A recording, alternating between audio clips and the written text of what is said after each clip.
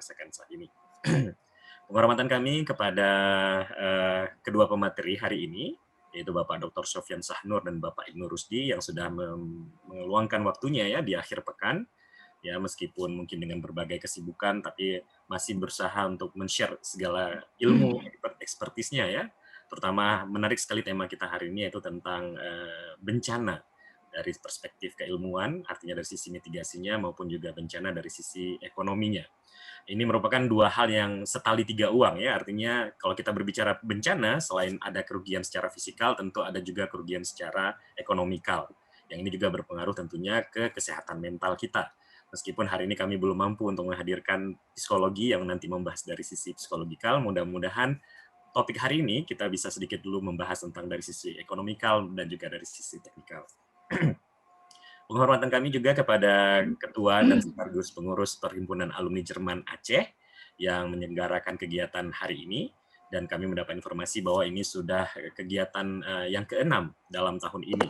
Artinya ini adalah kegiatan rutin bulanan mengangkat tema-tema yang memang kita angkat sebagai up to date yang berkaitan dengan tema-tema keilmuan yang terjadi di Indonesia maupun terjadi di dunia. Baik Bapak Ibu, untuk hari ini sebelum kita mulai presentasinya, saya akan memperkenalkan secara umum dulu kedua pemateri kita hari ini. Yang pertama yaitu Bapak Dr. Sofyan Sahnur. Bapak Dr. Sofyan Sahnur merupakan dosen di Fakultas Ekonomi dan Bisnis Universitas Syah Kuala yang masih sangat muda sekali. Kita melihat dari wajah beliau ini masih sangat energik sekali ya, masih seperti kita-kita yang muda-muda inilah ya, yang sudah menjadi pengajar dari tahun 97 ya Pak ya, berarti sudah 25 tahun, insya Allah sudah hampir 25 tahun, jadi kita tidak meragukan lagi lah dari sudut pandang akademisi dan keilmuannya. Beliau adalah pakar dalam bidang economics, ya, baik makro dan mikroeconomics, yang memiliki juga kepakaran dalam bidang general equilibrium, welfare economics, development economics, dan planning. Jadi memang tepat sekali kalau kita hanya membahas tentang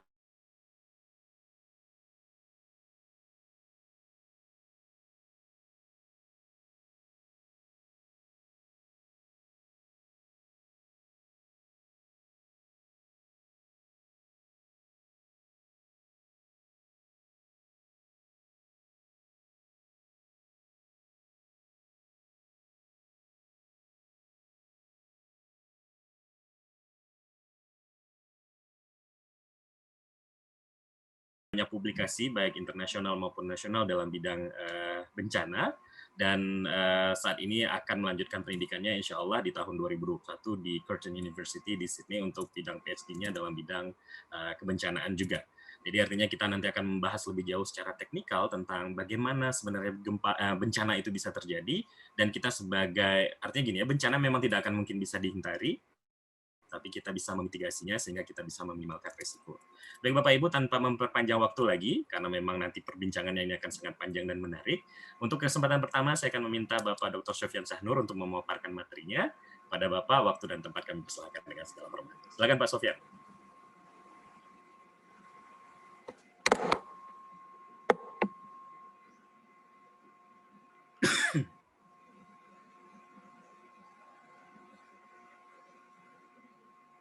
Bagaimana Pak? Aman Pak? Pak Sofyan? Assalamualaikum Pak Sofyan. Ya, udah bisa ya? Oke, silakan Pak. Saya share screen-nya dulu ya. Baik, Pak.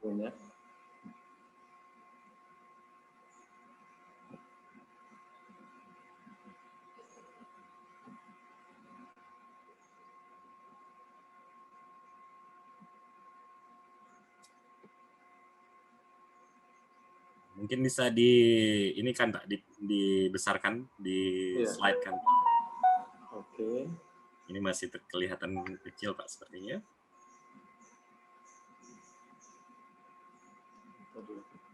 Agak lambat ya. Oh ya, jaringan mungkin Pak ya.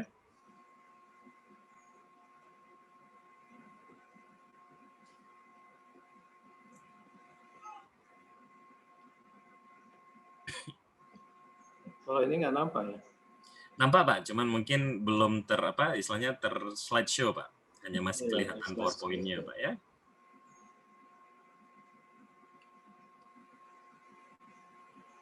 Nah, sudah Pak. Oke. Baik, silakan Pak. Assalamualaikum warahmatullahi wabarakatuh. Waalaikumsalam warahmatullahi wabarakatuh. Ya, yang saya hormati, pada pagi hari ini kita sudah akan melaksanakan satu webinar mengenai bencana dalam perspektif ekonomi dan pengurangan resiko ya, dari bencana itu sendiri. Sebelumnya saya hormati moderator nih Pak Gunaru ya, bersama teman-teman dari PAJ yang sudah mengorganize webinar ini, semoga terlaksana dengan baik. Dan juga Pak Pusti ya, yang akan nanti berbicara juga dalam semua ini, yang memberikan dalam bidang itu. Tapi di sini ada beberapa orang, Pak Iskandar Majid dan Pak Bu jurnalis. Ini beliau adalah senior saya ini. Ya, guru saya juga ini. Ya, saya menimba ini dengan kedua senior saya ini. Dan juga ada beberapa. Nah, malahan di sini ada alumni, Pak. Semoga seminar ini bermanfaat untuk kita semua, membawa wawasan, membuka wawasan kita bersama di dalam menggali yang namanya perspektif ekonomi dalam penanggulangan risiko. Saya sebenarnya tidak terlalu teoritis, ya, kita coba berbicara dengan data dan berbicara secara, nanti kita kaitkan dengan secara teorik, ya, terus apa kebijakan yang harus kita tetapkan. Nah, berdasarkan data-data yang ada, maka kita bisa berdiskusi lebih baik lagi. Baik, sebenarnya, wah terlalu besar ya. Ya, sebenarnya ada hal yang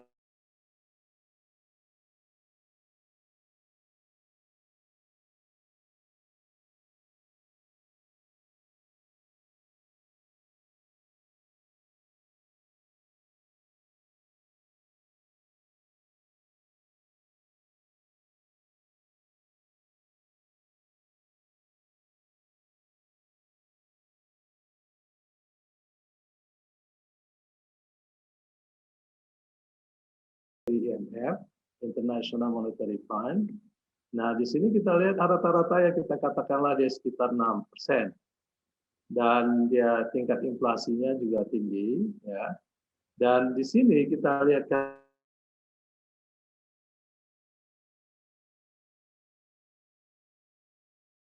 ini juga negatif, ya.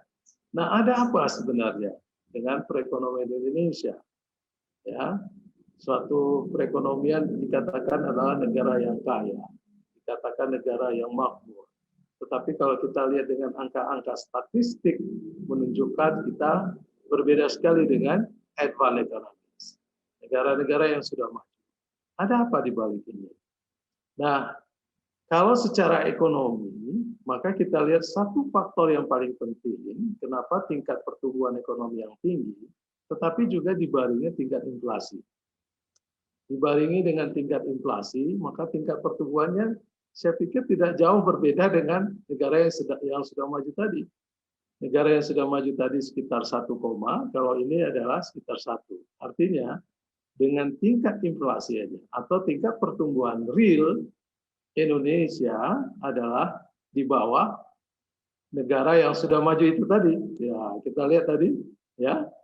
Itu adalah 2, sekian, kalau dikurangkan dengan tingkat inflasi, ya tidak jauh beda dengan negara kita, negara Indonesia. Nah, arti dari sisi ekonomi. Nah, ada hal yang terpenting lagi, ketika kita melihat current account kita adalah minus. Nah, ketika minus, berarti ini ada hal yang menarik yang harus kita bahas. Berarti ada terkait dengan ekspor, impor, dan sebagainya di sini.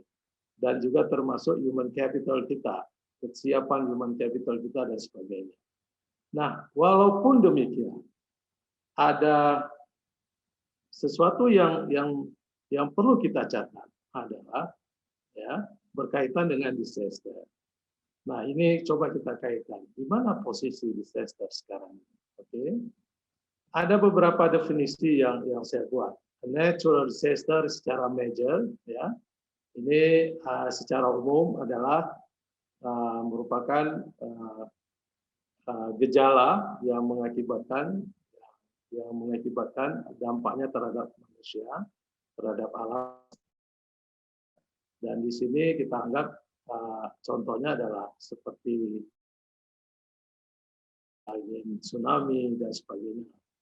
Nah, para ahli juga menetapkan bahwa disaster itu adalah natural and human causes. Ya, jadi bisa juga disebabkan oleh human causes. Nah, human causes event ini yang memiliki an adverse impact. Ya, an adverse impact terhadap community, region, dan nation. Nah, kalau kita berbicara mengenai disaster, ada juga hal atau kata yang menarik di dalam kita melihat disaster ini adalah hajat. Hajat ini, kalau kita lihat hajat ini ya adalah a potential harm with threatens yang mengancam sosial, ekonomi, dan natural capital dari suatu negara atau wilayah. Nah, di sini hajat bisa kita kategorikan ada yang natural, ya, ada yang disebabkan oleh technological, ada juga human induced event. Induced event. Jadi kalau kita lihat ada 3 klasifikasinya.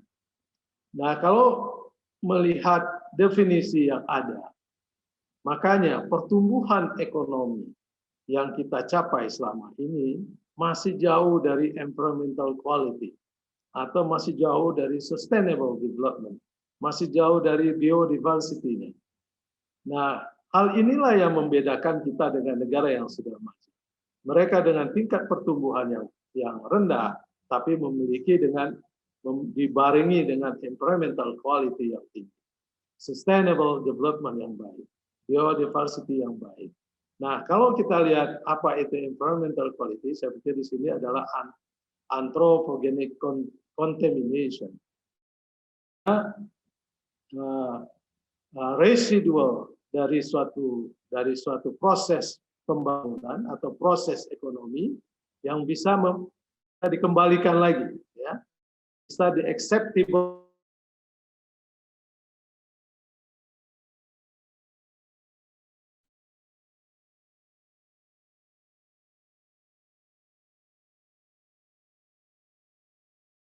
dengan natural resources. Nah, ini 2 hal yang sangat menarik kalau kita lihat. Dan satu lagi adalah biodiversity, itu berkaitan dengan variety of genetik dan seterusnya. Nah, bagaimana keadaan kita berkaitan dengan disaster ini? Ya. Nah, ternyata kita sejak tahun 70-an, kalau kita lihat di sini, 80-an, bahwa korban dari disaster ini sangat banyak. Ya, sangat banyak. Ya, kita lihat di sini ada korbannya dan bagaimana kejadian daripada disaster itu sendiri. Juga sangat banyak. Ya, korban bencana orangnya yang mengakibatkan orang yang meninggal juga sangat banyak. Dan kerusakan terhadap rumah juga sangat banyak. Dan orang yang meninggal, menderita, dan sebagainya juga sangat banyak. Tetapi makin lama makin menurun. Dan ada hal yang penting di sini adalah BPS sudah mampu memberikan data-data yang lebih rinci berkenaan dengan keadaan disaster yang terjadi di seluruh provinsi Indonesia. Dan termasuk Indonesia. Okay. Nah, kalau kita lihat tahun 2004 di sini, ya Aceh sangat ya dikejutkan dengan gempa bumi dan tsunami di sini, ya 3, sekian. Dan di sini ada banjir. Jadi jumlah korban atau jumlah terjadinya gempa itu dan juga dibarengi dengan tanah longsor dan ini adalah the impact yang terjadi akibat disaster itu sendiri. Nah, di sini BPS sudah memberikan kita hal yang lebih menarik adalah mencoba mengklasifikasi disaster itu ada banjir, gempa bumi, tanah longsor, dan di sini ada korban meninggal, ada luka dan menderita, terus ada kerusakan rumah, rusak berat dan rusak ringan. Artinya di sini BPS sudah melangkah lebih maju dengan data yang lebih rinci. Nah, kita lihat Apa dampak dari data yang lebih rinci ini? Ya, nanti kita coba bahas. Nah, selanjutnya kita lihat tanggal 2008. 2008 juga bisa kita lihat bagaimana terjadinya disaster. Walaupun intensitas terjadinya disaster semakin lama semakin turun. Tapi di sini sudah dipilah, ya, sudah dipilah antara banjir, gempa bumi, tanah longsor, dan seterusnya. Dan di sini ada dampaknya. Nah, tahun 2011, ya, tahun 2011, nah, BPS juga memberikan data yang lebih konkret berkenaan dengan terjadinya disaster di Indonesia dan bagaimana perkembangan disaster Indonesia, dan korban di sini tidak hanya meninggal, tetapi di sini ada juga sakit dan ada yang hilang. Nah, di sini klasifikasi kerusakan rumah adalah ada yang berat, sedang, dan ringan. Tahun 2014 di sini kita lihat lebih rinci lagi diberikan oleh BPS dengan klasifikasi disaster yang terjadi, baik itu banjir, gempa bumi, tanah longsor, dan seterusnya. Dan klasifikasi korban juga dengan lebih rinci. Dan tahun 2019 kita lihat di sini, ya, memang intensitas terjadinya disaster semakin rendah, tetapi kita lihat di sini klasifikasi kejadian terjadinya atau event terjadinya bencana juga mengalami sudah diklasifikasi lebih baik, lebih rinci dengan jumlah yang lebih sedikit. Artinya, ya, ini adalah jumlah korban yang disebabkan oleh masing-masing disaster. Nah, ini adalah jumlah kerusakan pada tahun 2019, ya, jumlah kerusakan rumah dan sebagainya. Nah, ini adalah dampak dari disaster. Cuma di sini, ya, hanya diberikan data berkenaan dengan rusaknya korban jiwa dari disaster yang terjadi dan dari kerusakan secara material, yaitu dari sisi rumah. Nah, kalau kita lihat secara economics, ya, nah ini adalah pertumbuhan, kalau kita lihat perekonomian yang terjadi seluruh di Indonesia. Kalau kita lihat di Indonesia adalah seperti ini, terus meningkat. Dengan disaster yang terjadi, perekonomian kita terus meningkat, pertumbuhannya meningkat. Apa yang terjadi dengan kita? Ternyata the quality of economic growth yang kita capai masih jauh dari harapan kita. Ya kan? Masih jauh dari harapan kita. Maka bisa kita membuat satu kesimpulan, ya, kesimpulan secara agregat bahwa rumus korelasi sederhana. Saya mencoba merangkumnya dalam bentuk satu slide, ya. Nanti kita diskusinya lebih banyak, ya. Kita lihat di sini economic growth. Kalau kita lihat economic growth atau kita banding yang berdasarkan ahli seperti Solo atau kita lanjut dengan endogenous economic growth, di sini adalah ditentukan oleh capital stock. Capital stock adalah investasi, perubahan investasi yang terjadi di dalam suatu negara atau suatu wilayah. Dan juga ditentukan oleh labor. Dan juga di sini ditentukan oleh natural resources yang ada di suatu wilayah. Dan di sini juga ditentukan oleh teknologi. Kalau kita kembangkan economic growth model ini, maka kita memasukkan teknologi dan human capital di dalam suatu model ini. Maka hubungan yang terjadi ini adalah endogenous growth, economic growth. Nah, apa yang bisa kita lihat di sini? Ternyata economic growth memiliki hubungan yang sangat erat dengan natural resources. Natural resources yang ada di suatu wilayah, suatu negara. Nah, bagaimana natural resources sebagai input economic growth di dalam menunjang pertumbuhan ekonomi growth yang tinggi.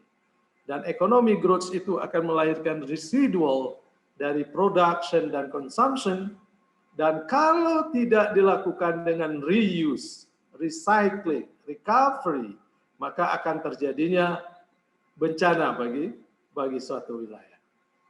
Nah, kenapa? Karena kita akan melakukan eksplorasi, eksploitasi terhadap natural resources yang terlalu banyak, sehingga mengakibatkan residual production dan consumption yang banyak, sehingga kita terabaikan dengan tercapainya the quality economic growth.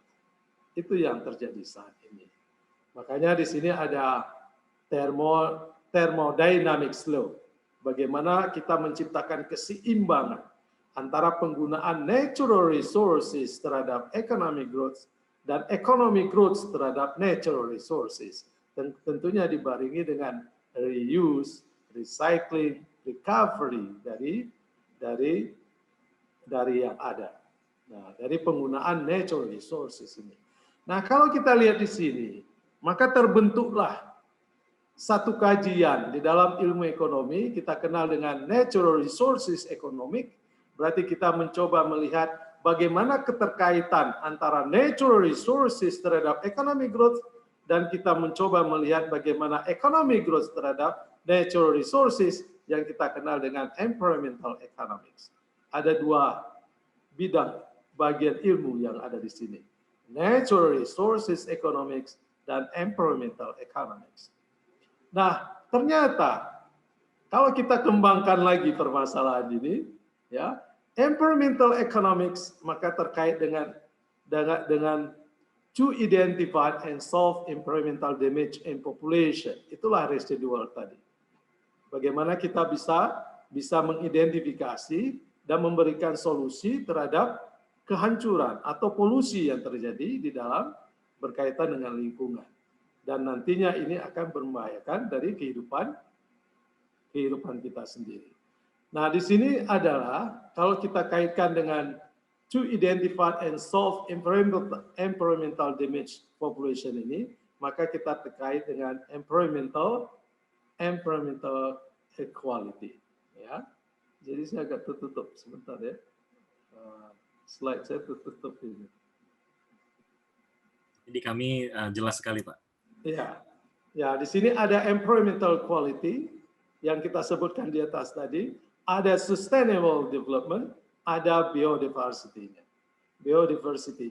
Nah, inilah yang terjadi ketika kita berbicara environmental economics.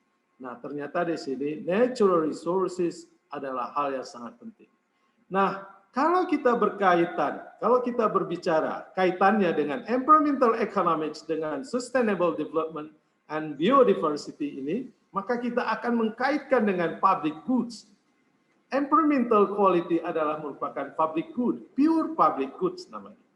Nah, pure public goods adalah non-rivalness, adalah ciri utama non-rivalness dan non-excludable public goods.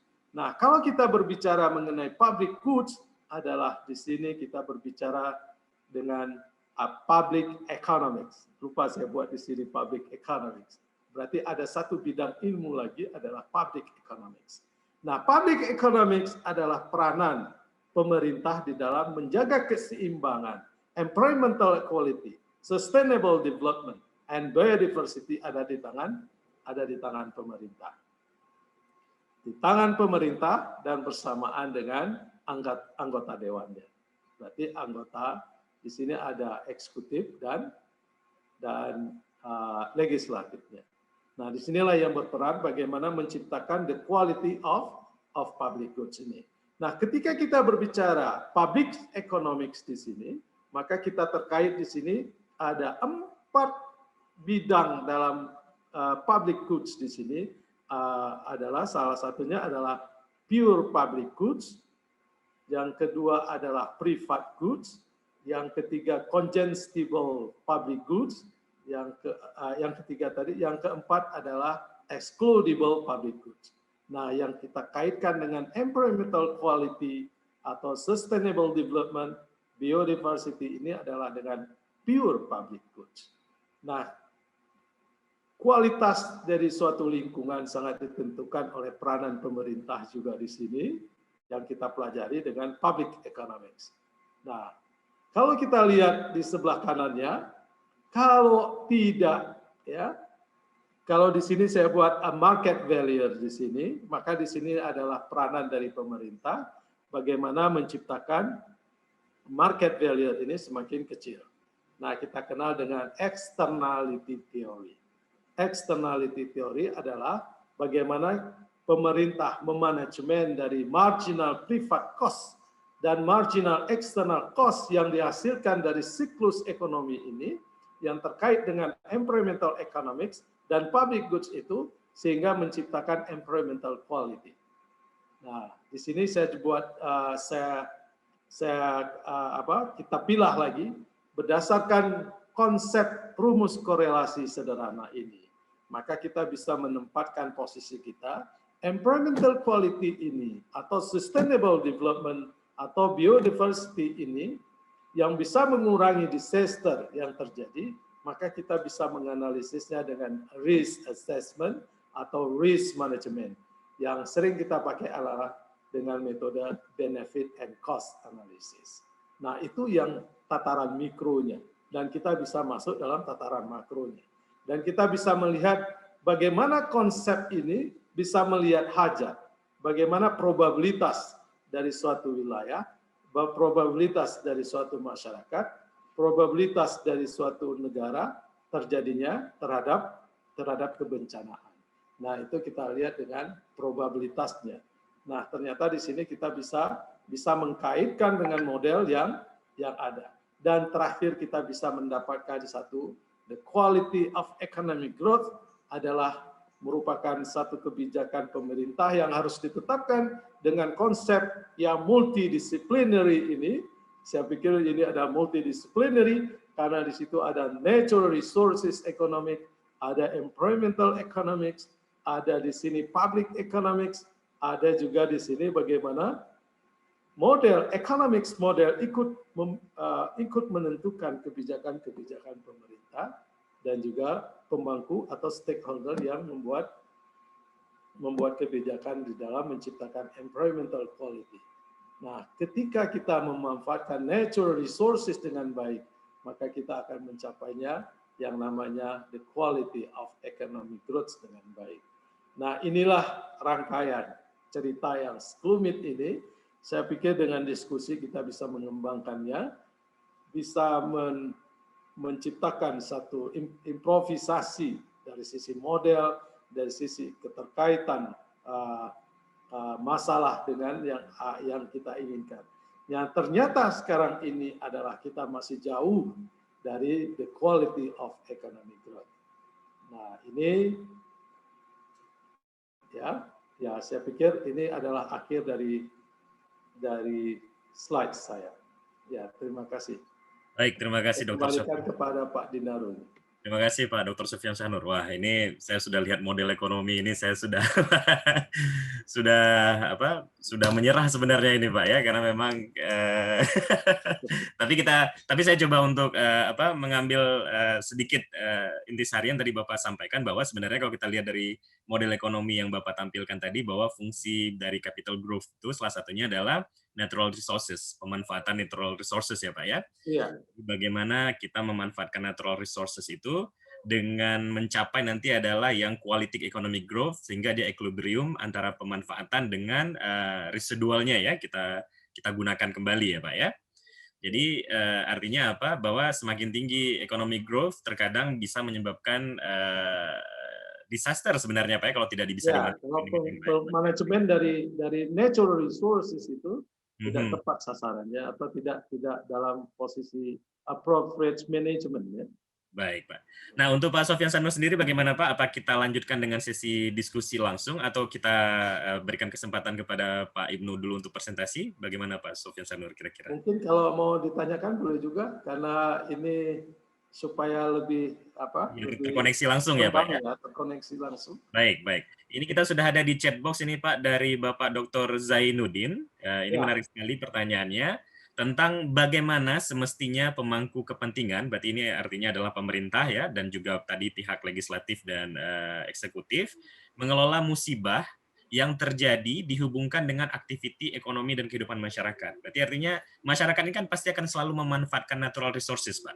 Pasti seperti misalnya di daerah hutan misalnya, pasti mereka akan tetap memanfaatkan hasil hutan.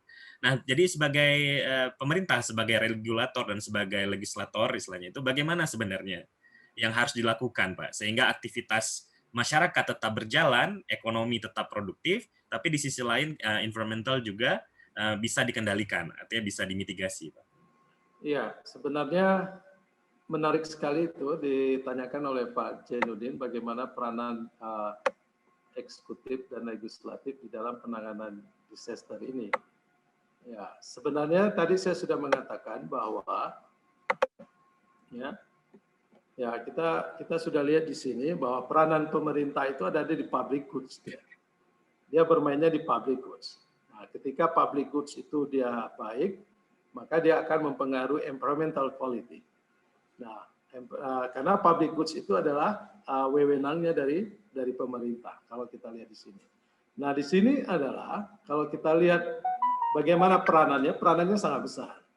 Nah, semuanya tidak ada negara di dunia ini kalau tidak berdasarkan hukum. Nah, semua pengelolaan sumber daya itu harus berdasarkan hukum, harus berdasarkan kesepakatan yang disepakati di antara berbagai pihak. Nah, ini yang pentingnya. Tetapi peranan pemerintah adalah mencoba memediasi antara pihak masyarakat dengan pihak yang terjadi di sini. Kalau enggak terjadi eksternalitas, ya kita juga berbicara di sini market value itu karena terjadinya eksternalitas. Nah, eksternalitas ini akan lebih besar nanti, yaitu cost yang dihasilkan dari ketidakkeseimbangan itu tadi di dalam pengelolaan natural resources itu dan menciptakan cost yang begitu tinggi dan berakibat kepada masyarakat. Perlu saya tekankan di sini, ketika kita berbicara externality teori adalah bukan orang pertama yang kena, bukan orang yang kedua yang kena, tetapi orang ketiga yang kena, yaitu masyarakat yang tidak tahu apa-apa. Artinya dominasi dari masyarakat luas akan terkenal dari dampak negatif externalities ini. Nah, ini dia. Jadi peranan pemerintah sangat penting di sini. Bagaimana menciptakan peraturan-peraturan yang bisa mengikat semua pihak untuk melaksanakan atau untuk menciptakan pengelolaan manajemen natural resources ini yang ramah lingkungan. Ya, seperti ya saya pernah mendengarkan kita lihat di Jerman itu di Eropa ada sungai yang kita kenal dengan sungai Rhine namanya. Rhine memang artinya sungai. Ya. Nah, sungai Rhine itu kalau kita lihat sungai yang sangat luas itu adalah menghubungi dari kota Belanda, Jerman, ada beberapa negara Eropa di atasnya. Nah, dulunya itu adalah sangat kotor sekali dan tidak bersahabat dengan lingkungan.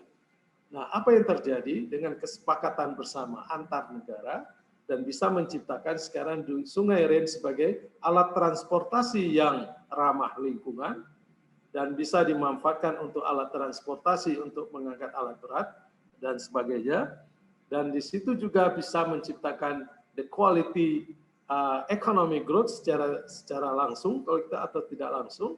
Dan di sini adalah dengan kesepakatan yang terjadi di antara mereka. Nah, di sini adalah salah satu contoh saya pikir di negara-negara yang sudah maju pun kalau tidak ada hukum yang mengikat maka tidak jalan semuanya. Makanya the quality of economic growth itu dicapai dengan bersama-sama. Tetapi peranan dari pemerintah di dalam menyediakan public goods itu adalah hal yang sangat penting. Kalau tidak akan menciptakan negatif eksternalitas yang menciptakan social cost yang begitu tinggi bagi masyarakat dibandingkan benefit yang diterima dalam eksternalitas ini. Artinya negatif eksternalitas lebih besar dibandingkan positif eksternalitasnya. Nah, ini saya pikir Pak Jainuddin. Baik, terima kasih. Sembari menunggu, ada lagi mungkin Bapak Ibu yang ingin bertanya langsung juga kami persilahkan. Nanti kita akan berikan kesempatan untuk bertanya langsung. Atau juga ingin melalui chat juga boleh. Jika ingin bertanya langsung menggunakan audio, kami juga persilahkan. Silakan Bapak Ibu. Ya, mungkin sembari menunggu nih Pak Sofyan. Saya menarik sebenarnya satu hal, pemerintah kan dalam tugasnya sebagai negara itu melindungi warga negaranya. Nah, tapi saya melihat sepertinya, saya tidak tahu secara pasti apakah memang seperti ini di Indonesia, tapi saya belum melihat adanya asuransi bencana alam, Pak, di Indonesia. Iya, Padahal itu kita salah tahu bahwa satunya. asuransi itu merupakan salah satu hal yang penting dalam manajemen keuangan negara untuk memastikan bahwa pada saat terjadinya bencana, negara siap untuk membantu masyarakatnya. Nah, menurut Pak Sofyan ini bagaimana, Pak, dari sudut pandang ini, Pak? Ya, itu untuk ketahanan ya. Sebenarnya setiap negara, setiap warga negara itu harus punya asuransi. Harus punya asuransi itu adalah mengenai jaminan hidup suatu warga negara. Saya pikir itu semacam meringankan ya, meringankan pemerintah di dalam pengelolaan atau memanage dari eksternalitas antara yang berpotensi ya, berpotensi atau yang memiliki kesehatan yang baik dengan kesehatan yang tidak baik. Nah, kalau kita memiliki asuransi, biasanya kita menjaga kesehatan dengan baik. Dan kita menjaga bagaimana lingkungan kita tetap bersih. Bagaimana menjaga natural resources kita dikelola dengan baik. Nah, disitulah peranan dari reuse, recycling, dari recovery itu. Nah, di sini adalah insuran itu sangat penting sebenarnya bagi negara-negara yang mau masuk di dalam negara yang maju.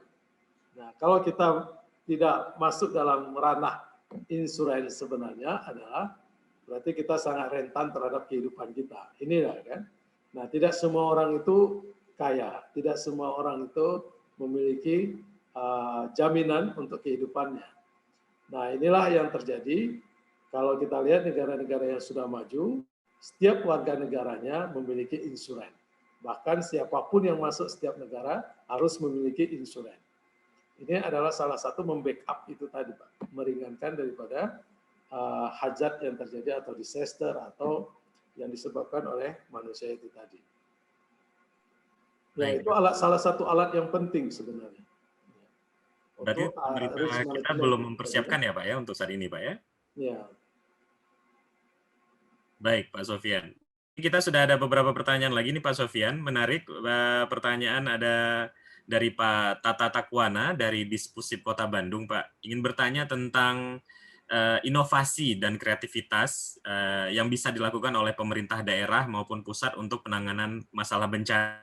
Dan mungkin hampir serupa dengan yang ditanyakan juga oleh Lutfi Ilhami, Pak, mahasiswa dari UTU, tentang kebijakan bencana ekonomi Indonesia secara jangka panjang.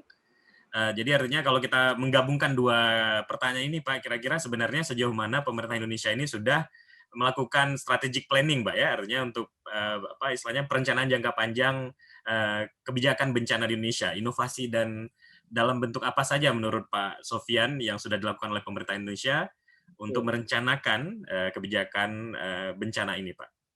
Ya, kalau kita lihat berbicara mengenai suatu perekonomian tidak terlepas dari disaster, tidak lepas dari penggunaan natural resources, dan tidak terlepas dari hal-hal yang lain. Sehingga kita katakan tadi adalah multidisciplinary aspek atau multidisciplinary science untuk membahas ini.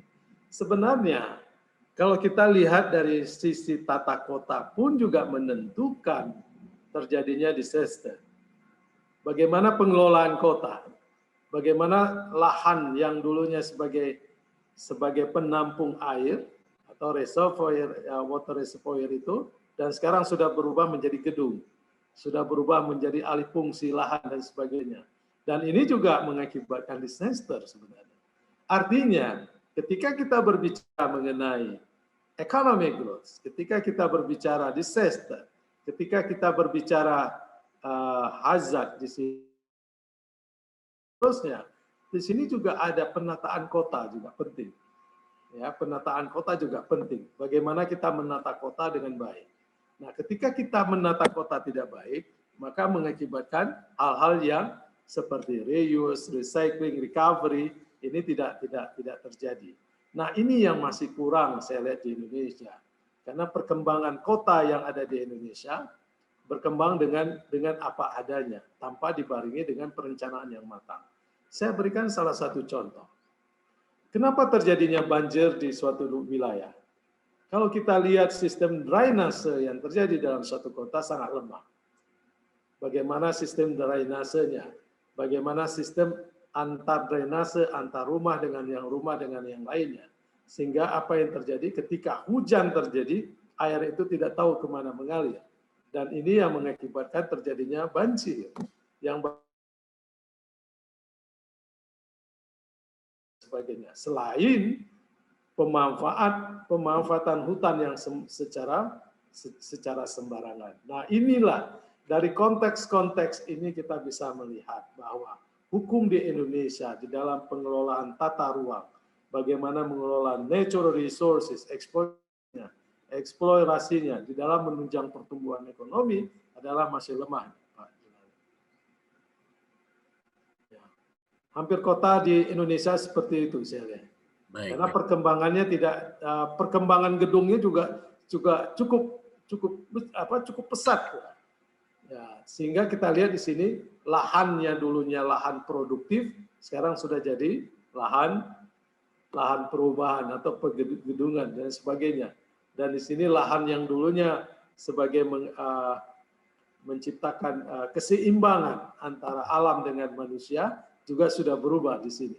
Nah, disinilah saya pikir peranan pemerintah yang masih lemah di dalam memanage kita punya natural resources, ya, selain untuk kepentingan economic growth, tetapi juga kita mengejar yang namanya the environmental quality.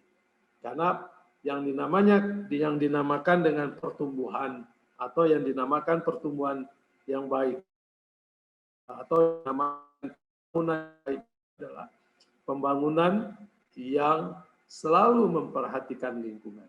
Kalau dia tidak memperhatikan lingkungan, berarti pembangunannya itu ya jauh dari harapan yang kita inginkan. Karena begini ya, ketika kita menghasilkan suatu pendapatan yang tinggi, tapi lingkungan kita tidak nyaman untuk hidup dalam kenyamanan, ya, artinya kita hidup dalam serba was-was, ya, serba was-was terhadap banjir, terhadap yang lainnya seperti Jakarta baru-baru ini. Nah, ini yang mengakibatkan kita berarti hidup dalam bukan yang dinamakan environmental quality growth, tetapi dalam bukan dinamakan pembangunan. Ya, dinamakan pembangunan tidak semata-mata semuanya itu adalah dengan gedung-gedung yang tinggi, dengan gedung-gedung pencakar langit yang tinggi, tetapi boleh ditetapkan atau boleh dibentuk, tetapi dengan studi yang baik. Saya pikir itu. Luar biasa. Jadi, sangat terkait dengan ilmu-ilmu lainnya. Betul. Saya hanya mengungkapkan di sini hanya natural resources economics, environmental economics, dan di sini ada public economics. Padahal di situ ada regional economics, ada juga spatial economics di situ. Bagaimana kita memanfaatkan daerah yang seperti pegunungan yang tidak boleh memotong hutan sembarangan karena dia akan berakibat kepada daerah yang lebih landai atau dekat dengan laut sehingga berakibat banjir seperti yang terjadi di Aceh Utara baru-baru ini atau di Lok Semanggi. Akibatnya karena kita tidak memperhatikan spatial economics dari natural resources yang kita olah sebagai penunjang atau sebagai input terjadinya economic growth yang kita inginkan. Baik, Pak Sofyan. Nanti untuk secara teknikalnya akan dibahas oleh Bang Ibnu Rusdi ya, Pak Sofyan ya. Nah, tadi satu hal yang menarik tadi bahwa sebenarnya economic growth bukan berarti adalah pembangunan dari sisi fisikal semata, tapi harus ada environmental quality growth artinya, Pak ya. Jadi artinya kita harus bisa juga hidup bersama alam, Pak ya. Kita harus bisa hidup bersama lingkungan. Cukup menarik sekali. Nah, ini mungkin tadi bisa menjawab pertanyaan dari Pak Tata dan juga D. Lutfi Ilhami. Jadi artinya inovasi-inovasi yang harus kita kembangkan bukan berarti makin merusak lingkungan, tapi kita harus membuat sebuah inovasi yang bahkan membantu untuk lingkungan bisa menjadi istilahnya berkembang sebagaimana mestinya mungkin ya Pak ya. Sebagaimana kita lihat seperti di Belanda yang memang posisinya di bawah laut Pak ya. Negaranya membantu agar negara Belanda itu walaupun dia secara naturalnya sudah di bawah laut tapi tidak terendam oleh air laut. Mungkin seperti itu maksudnya pembangunan-pembangunan yang mencapai environmental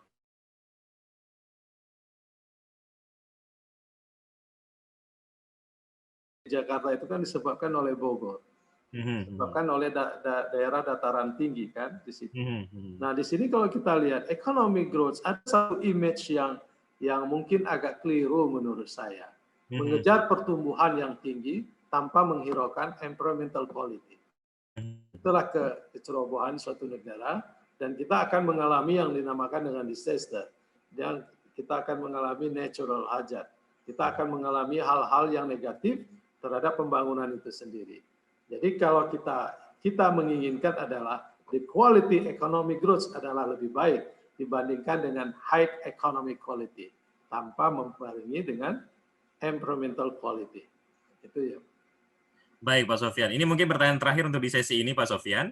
Ini ada pertanyaan cukup menarik juga dari mahasiswa, sebentar saya lihat, dari Ari Nafril, Pak, dari Universitas Sriwijaya, yang menyatakan bahwa secara tradisional teori ekonomi mengatakan bahwa pertumbuhan ekonomi pasti berbenturan dengan lingkungan, Pak.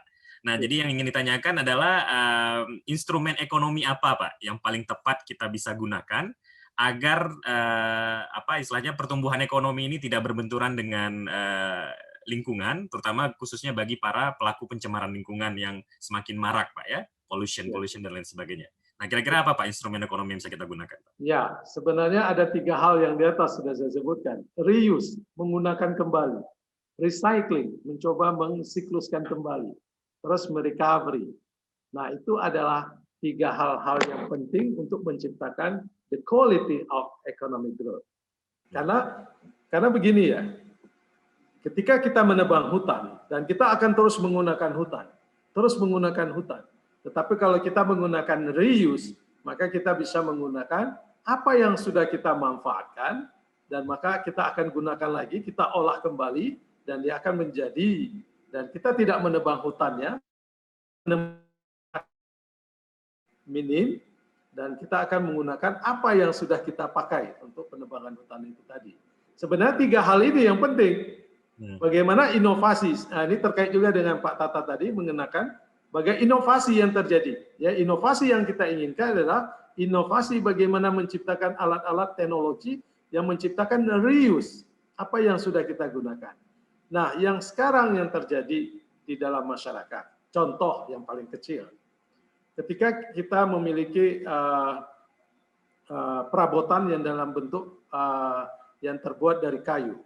Ketika perabotan yang dari kayu itu tidak kita gunakan, maka kita akan membakarnya. Nah, seharusnya itu tidak boleh dibakar. Itu wewenang dari pemerintah. Itu wewenang dari public goods. Karena membakar sampah adalah wewenang dari pemerintah. Itu bahagian dari public goods. Nah, oleh karena itu pemerintah mengaturnya.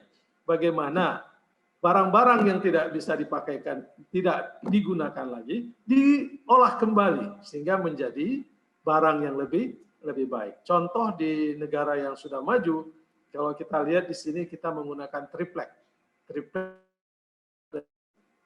pulp, dari pulp itu kayu ya, dari kayu itu, pulp kayunya itu. Nah, kalau di tempat negara yang sudah maju, dari serbuk-serbuk kayu yang tidak digunakan. Dan dia dipres dan menjadi satu triplek yang sangat tebal dan sangat kuat. Nah, artinya disitulah penekanan teknologi. Teknologi ekonomi,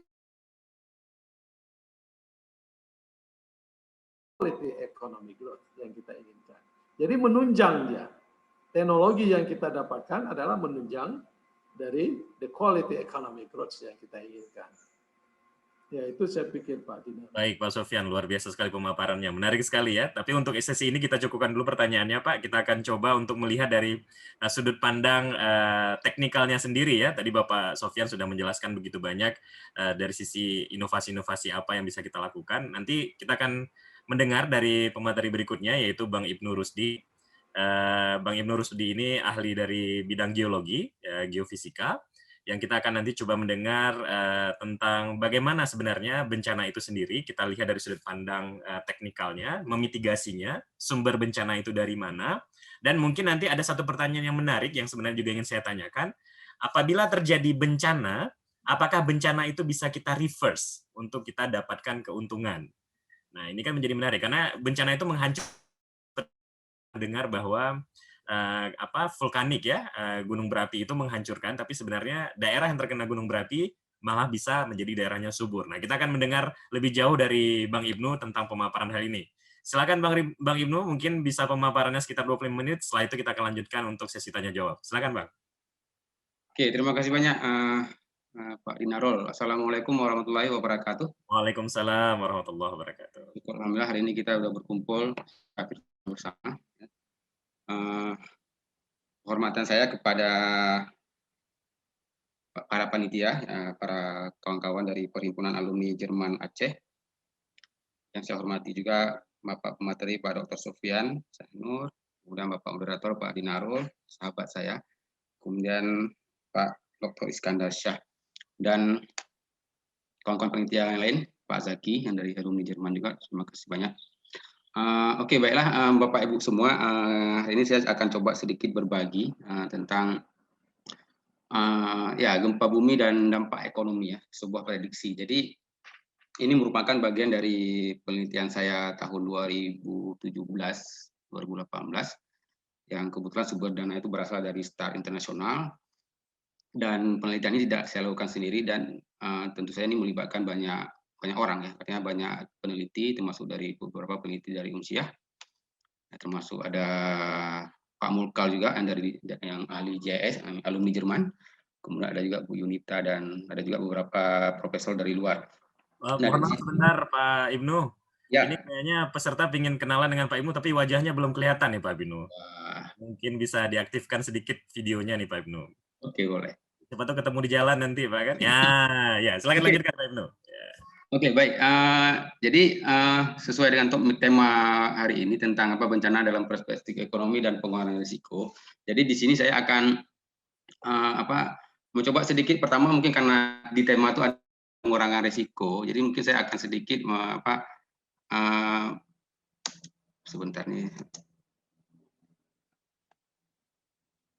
Oke, ini mungkin sedikit tentang konsep dasar risiko ya. Jadi kalau Bapak Ibu mendengar kata mungkin sering ya mendengar kata risk ya, risiko. Nah, jadi kalau dalam perspektif kebencanaan ya, kita tuh seringkali ketika melihat sebuah risiko, kita seringkali menggunakan rumus yang ada di bawah ini, yang warna kuning ini. Risiko itu adalah sebuah perkalian yang dipengaruhi oleh faktor adanya itu bahaya, hazard. Kemudian di situ dikali dengan kerentanan. Kerentanan itu maksudnya kemudahan seorang ataupun sebuah daerah untuk terkena dampak bencana. Kemudian dibagi dengan kapasitas. Kapasitas ini adalah sebuah kemampuan seseorang ataupun suatu wilayah untuk mengurangi ataupun untuk menghadapi. Artinya resiko itu tentu harus ada bahaya dulu, dan kemudian kondisi kita rentan apa tidak, ya. Kemudian kita punya kapasitas apa tidak. Nah, seringkali ketika kita berbicara bencana, ketiga komponen ini tidak semua itu bisa kita, mungkin tidak mungkin bisa kita kurangi, tapi ada juga komponen yang mungkin kita tingkatkan. Contohnya misalkan komponen bahaya, ya. Misalkan kita berada di kawasan orang menamakan ring of fire, ya, kawasan cincin api, di mana gunung api, gempa bumi itu ya hampir tiap hari itu terjadi. Nah, bahaya gempa bumi, bahaya gunung api itu sesuatu yang sudah kodratnya kita di sini, dan itu tidak mungkin kita hilangkan. Artinya bahaya ini ya nggak mungkin kita hilangkan, dan kadang-kadang tidak mungkin juga kita hilangkan. Dan ada suatu kadang kita posisinya itu rentan, secara ekonomi kita rentan. Ya, jadi orang miskin itu akan lebih rentan dibandingkan dengan orang kaya. Anak-anak itu akan lebih rentan dibandingkan dengan orang dewasa. Perempuan lebih rentan dibandingkan dengan laki-laki. Itu kondisi yang rentan, yang mudah dia menjadi korban. Dan ini beberapa juga nggak mungkin kan, nggak mungkin seorang yang awalnya miskin tiba-tiba kaya. Laki dirubah jadi, yang perempuan dirubah jadi laki-laki, itu juga nggak mungkin. Jadi ini kerentanan juga beberapa nggak mungkin kita modifikasi di sini. Nah, tapi yang kapasitas ini yang memungkinkan. Artinya dalam konsep pengurangan risiko bencana secara nasional kita akan di sini seringkali kita kuatkan kapasitas orangnya, kita kuatkan kapasitas gedungnya, sehingga apa, ketika pembaginya besar, Ya, walaupun bahayanya besar, kerentanannya juga besar, tapi ketika pembaginya besar, sehingga risiko itu akan menjadi rendah. Jadi kalau Bapak Ibu mungkin sering mendengar apa kata-kata PRB, pengurangan risiko bencana, itu upaya-upaya PRB, misalkan upaya pengurangan risiko bencana. Nah, salah satu upaya yang kita lakukan itu adalah ini, upaya meningkatkan kapasitas masyarakat, baik itu melalui pendidikan, ya, membuat apa SOP kesiapsiagaan dan sebagainya. Namun ada kala juga kadang-kadang sebuah bencana itu bisa juga kita hilangkan. Misalnya mungkin kalau gempa bumi nggak mungkin kita hilangkan dari kita, tapi kita bisa mengurangi dampaknya. Itu yang dinamakan sebagai apa upaya mitigasi. Ada juga beberapa tuh upaya prevention. Ya. Nah, kalau prevention itu misalkan longsor itu adalah bencana-bencana yang masih mungkin kita lakukan prevensi, kita lakukan apa pencegahan.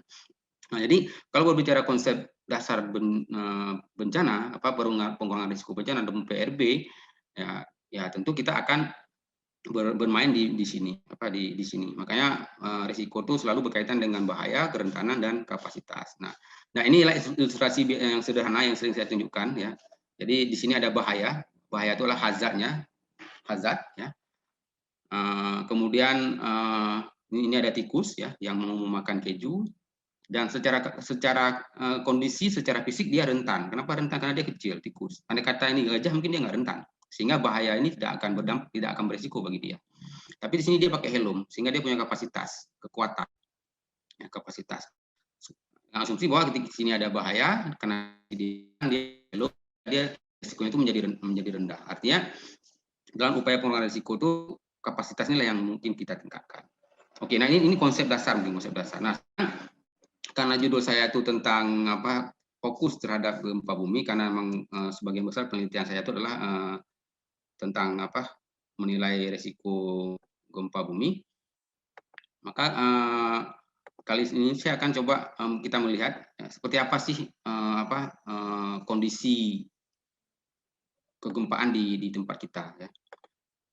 Nah, jadi nah ini mungkin Bapak Ibu bisa melihat bahwa kalau kita melihat ke gempa, ya, gempa itulah sesuatu yang tidak mungkin kita hilangkan. Tapi kita bisa melakukan upaya-upaya untuk memitigasi gempa. Salah satunya itu adalah tentang melakukan membangun gedung ataupun rumah yang tahan gempa. Nah, ini Bapak Ibu bisa melihat ya, hampir semua daerah di Indonesia itu adalah kawasan-kawasan yang rawan gempa, dan inilah catatan dari BMKG. Ini saya ngambil dari laporan BMKG. Mereka ini mencatat gempa-gempa yang magnitudonya yang 10 sampai dengan tahun 2008. Ya, kalau yang paling fenomenal kan kita mengenal adanya itu gempa Palu pada sekitar September 2018. Kemudian ada juga gempa Lombok ya, gempa Lombok yang terjadi berkali-kali, itu juga 2018. Kemudian kalau di Aceh sendiri kita 2016 akhir kita punya gempa Pidijaya. Kemudian 2015 atau 13 ya. 13 kita punya gempa Gayo. Kemudian sekitar 2012 kita ada gempa ada gempa Tangse, kemudian ada gempa di Gempang. Kemudian pada tahun 2012 kita juga punya gempa di sini. Sekitar April 2012 kita punya gempa di sini. Artinya hampir semua kawasan itulah kawasan-kawasan yang rawan gempa. Nah, sekarang yang menjadi pertanyaan, ya, kenapa di semua kawasan yang rawan gempa, kita tahu ini rawan gempa, tapi di ujung ini masih ada kosong? Ya. Masih ada kosong, maksudnya di sekitar Banda Aceh ke atas itu harusnya itu ada beberapa gempa-gempa kecil, ya, khususnya gempa patahan, tapi gempa itu seringnya tidak terjadi. Nah, jadi dalam penelitian saya yang tahun 2017 itu, saya bersama tim ya, mencoba memperkirakan kira-kira andai kata sebuah gempa terjadi di patahan yang dekat dengan Banda Aceh, kira-kira tuh berapa dampaknya ke Banda Aceh, seberapa besar risikonya itu ke Banda Aceh, berapa persen rumah akan rusak, berapa banyak kira-kira korban yang akan berjatuhan kalau gempa itu terjadi pada malam hari dan terjadi pada siang hari, kemudian berapa jumlah kerugian ekonomi yang bisa berdampak akibat gempa tersebut. Nah, jadi itu yang akan saya jelaskan berikutnya. Nah, tapi sebelumnya juga, kenapa tadi beberapa kawasan yang tadi itu yang ini tuh rawan gempa? Mungkin ini sedikit penjelasan tentang geologinya ya.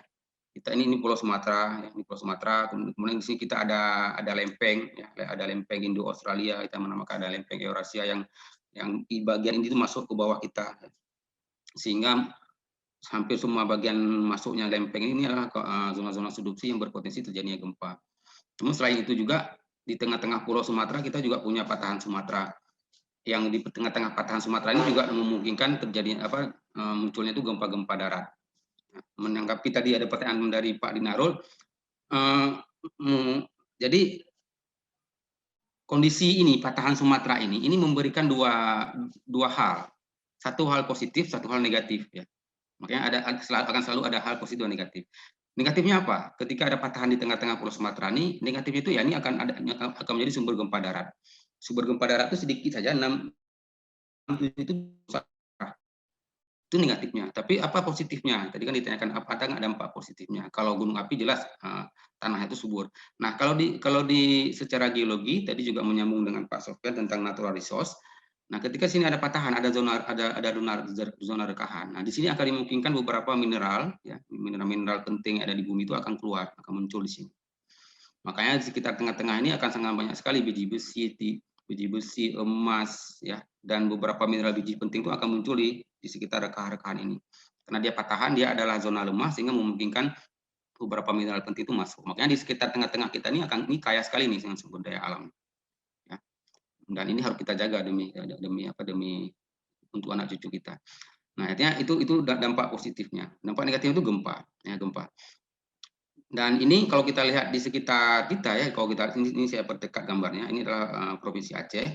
Ya. Nah, ini Banda Aceh di sini di ujung Sumatera. Nah, kita tuh diapit oleh dua patahan. Ya, ada patahan segmen Aceh, ada patahan dinamakan segmen Selimut. Nah, ini juga ada patahan. Ya. Nah,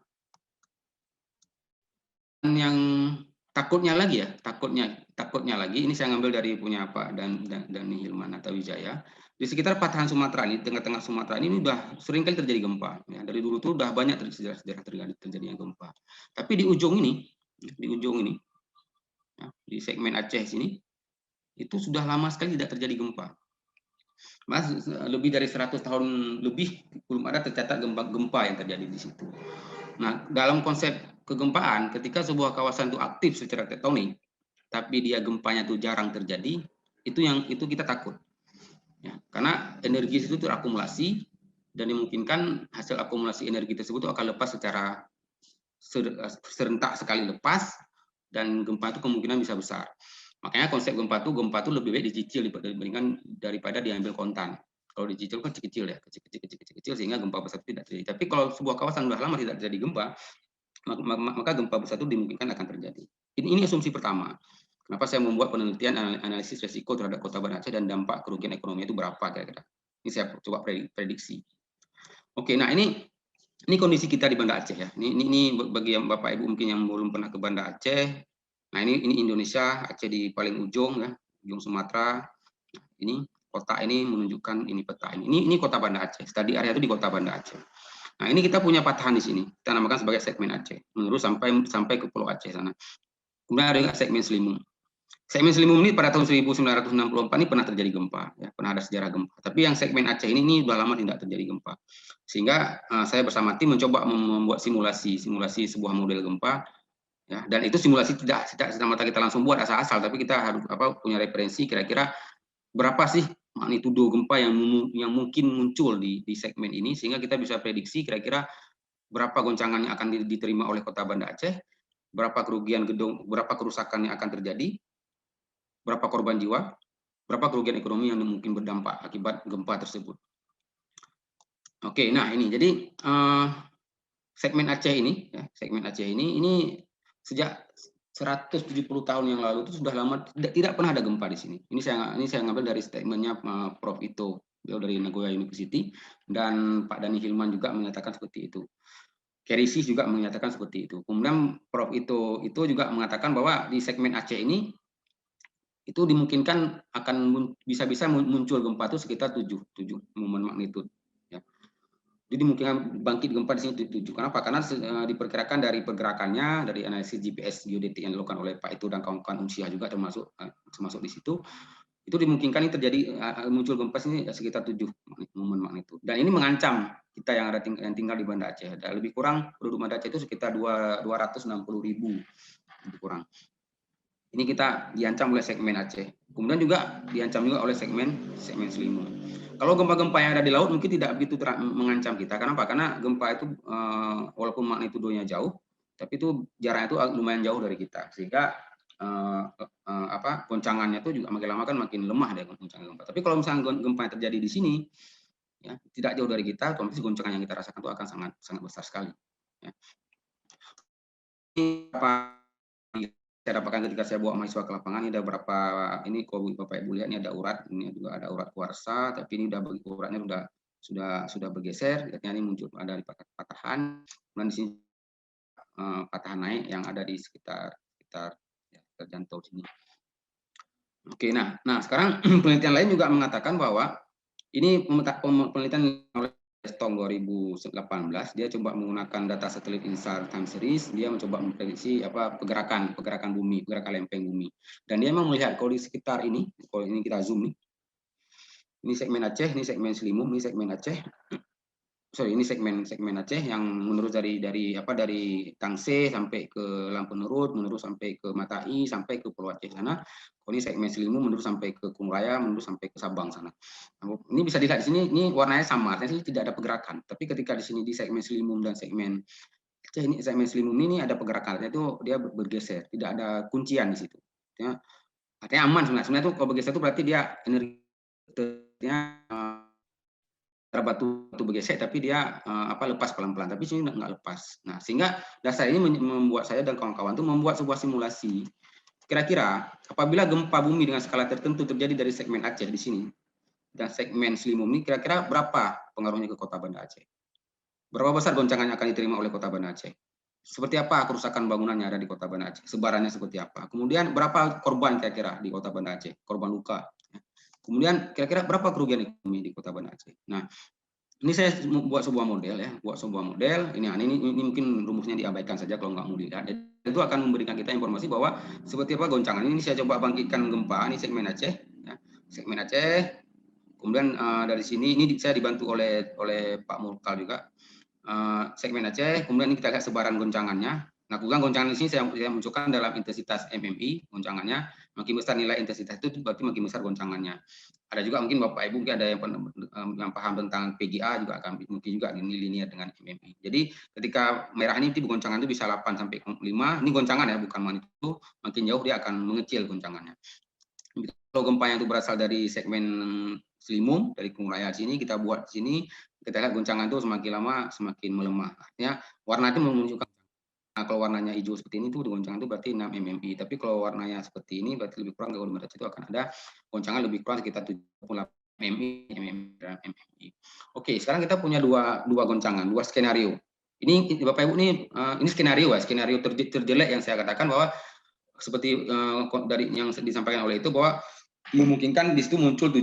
Tapi otomatis doa kita itu kan gempa itu tidak muncul 7, tapi muncul secara kecil-kecil. Misalkan muncul gempa 2, kan tahun depan muncul lagi 3, kemudian 2 tahun kemudian muncul lagi misalkan 4. Artinya gempa itu dicicil. Tapi kalau misalkan gempa itu tidak kita cicil, kita ngambil sekali, terjadinya itu sekali, langsung 7 magnitudonya, maka goncangan itu akan seperti ini. Cukup parah goncangan seperti ini. Karena apa? Karena kalau Bapak Ibu lihat sini, 7 itu sudah mulai merusak bangunan. Tapi kalau misalkan goncangan itu masih 6, di bawah 6 MMI, intensitasnya 6, ini bukan magnitudo tapi MMI, intensitas, itu masih dimungkinkan tidak terjadi kerusakan bangunan. Nah, ini saya menggunakan rumus dari C. Allen. Oke, nah sekarang apakah tanah itu akan sama di semua daerah? Tidak ya. Jadi mungkin Bapak Ibu yang tinggal di Aceh ya, di Aceh misalkan ada terjadi dulu mungkin pernah pengalaman gempa, misalkan gempa 2012, April 2012.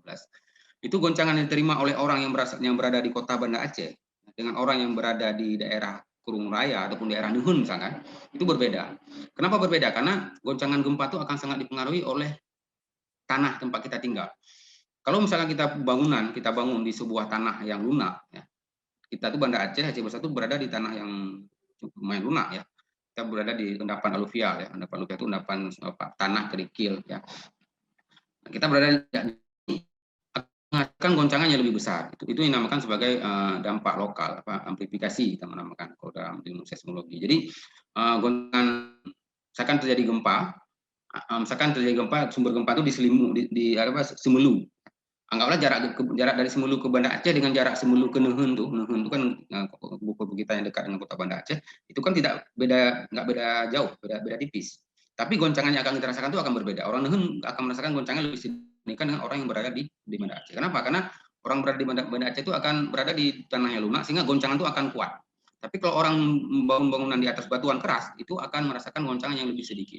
Sehingga dampak tanah lunak itu akan berdampak. Sehingga saya mencoba memetakan kira-kira di kota Banda Aceh itu di mana ada bangunan tanah yang lunak. Kenapa? Karena tanah lunak ini akan berdampak kepada kekuatan goncangan gempa yang bersumber dari segmen Aceh dan bersumber dari segmen Selimu. Ini ininya PS-nya. Nah, ini amplifikasinya, penguatannya di kawasan ini. Inilah kawasan-kawasan tanah lunak yang goncangan tanah itu akan lebih kuat, seperti daerah Syah Kuala, beberapa sedikit di Kuta Alam. Tapi di daerah Lumbatani tanah itu agak sedikit lebih keras dibandingkan dengan daerah Syah Kuala dan daerah Kuta Alam dan sebagainya di sini. Sehingga ini sedikit goncangan itu akan tidak sekuat daripada orang yang di sekitar sini.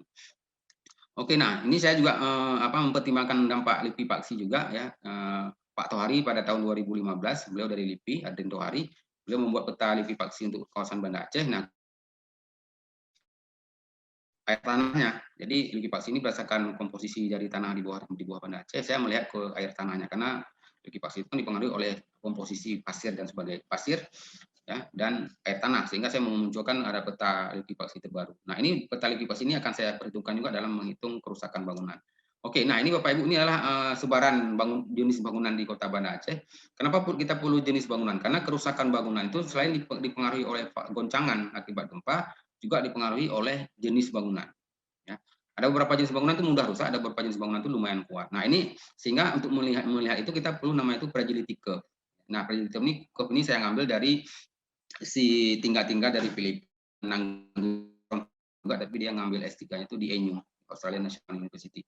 Saya ngambil adopsi dari fragility mereka dengan asumsi bahwa tipe bangunan di Filipina itu sama dengan tipe bangunan di Banda Aceh. Nah, ini bisa Bapak Ibu lihat kalau misalkan MEP-nya itu 7, maka kerusakan jenis bangunan misalkan bangunan kayu maka akan rusak sekitar 0,15% lah lebih kurang, ataupun 10% yang akan rusak. Kalau misalkan goncangan di situlah 7 mmP kalau bangunan kayu. Tapi kalau bangunannya itu adalah bangunan beton, ya konkrit yang ada low, ada medium. Kalau medium itu adalah yang lantai di atas 3, kalau low itu di bawah 3.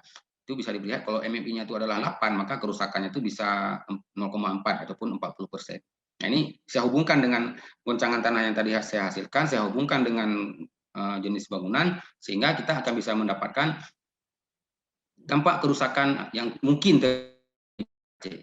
Ini kerusakan bukan gempa ya, tapi prediksi kalau gempa terjadi 7, maka kita bisa lihat kira-kira sebaran kerusakan di Banda Aceh itu paling parah di daerah mana. Nah, kalau segmennya berasal dari segmen Aceh ya, yang dari yang Matai sampai ke Pulau Aceh itu memang daerah sini itu paling parah rusak. Ya, paling parah ini kerusakan itu bisa 60% di daerah sini. Daerah Darussalam mungkin sekitar 50%. Itu kalau sumber gempa dari segmen Aceh. Tapi kalau sumber gempa dari segmen Selimum yang berada di Kung Raya sana, itu kerusakannya itu mungkin masih sedikit ya, sekitar 30%. Darussalam lebih parah karena dekat dengan Kung Raya, tapi makin ke sini itu makin sedikit. Nah, ini damage yang mungkin timbul ketika terjadinya gempa tersebut. Oke. Nah, sekarang bagaimana dengan korban ya? Nah, kita sebenarnya itu bisa menghitung jumlah korban ya. Jumlah korban itu bisa dihitung berdasarkan kerusakan bangunan yang terjadi. Nah, ini saya coba perkirakan. Kalau gempa yang terjadi pada malam hari, maka inilah jumlah perkiraan korban dengan asumsi bahwa orang berada di rumah ketika gempa itu terjadi pada tengah malam. Tapi kalau gempanya terjadi pada siang hari, mungkin jumlah korban tidak akan seperti ini, karena banyak orang yang bekerja tidak berada di dalam rumah. Tapi ketika gempa yang terjadi pada malam hari jam 2 pagi misalkan, itu prediksi saya semua orang berada di rumah. Berapa damage-nya, berapa kerusakan bangunan di sebuah kawasan, kemudian kita hitung kira-kira dari pengalaman dari data historical earthquake ya, dari beberapa tempat, kalau damage-nya sekian persen, kira-kira berapa persen kemungkinan orang akan luka-luka. Sehingga dari persentase itu kita coba hitung populasi orang yang tinggal di situ, berapa jumlah yang kemungkinan akan luka-luka. Nah, ini number prediksi dengan jelek ya, 7 dari segmen Aceh, 7 dari segmen Selimut. Lumayan banyak yang kemungkinan luka-luka. Tapi ingat, ini masih prediksi, belum tentu betul. Masih bisa bias ya, masih bias. Nah, sekarang ini kalau misalkan dari segmen terjadi segmen Aceh. Makanya segmen Aceh ini agak takut kita karena dekat dengan Kota Banda Aceh. Oke, bagaimana dengan kerugian ekonomi tadi kan, karena topik kita hari ini kan ekonomi. Mencoba memprediksi kalau misalkan gempa terjadi 7 dari segmen Selimum, baik itu segmen Aceh ya, dengan kan kita tadi sudah bisa memproduksi peta damage, sebaran damage kota. Proyek yang saya kerjakan ini juga bisa meng-hire staff GIS yang saya bayar untuk melakukan digitasi bangunan-bangunan yang ada di Kota Banda Aceh. Nah, dari damage itu kita bisa prediksi kalau damage-nya sekian persen berarti berapa luasannya. Dari luasan itu kan ada standar bahwa kalau ada standar dari Wali Kota Banda Aceh bahwa untuk membangun bangunan itu kalau bangunan tipe seperti ini maka 1 meter itu dibutuhkan anggaran sekian-sekian. Nah, dari kerusakan yang saya skenariokan tadi, berapa kerusakannya, kemudian berapa lantai bangunan tersebut, akan dapat akan dapat luas total dari kerusakan, sehingga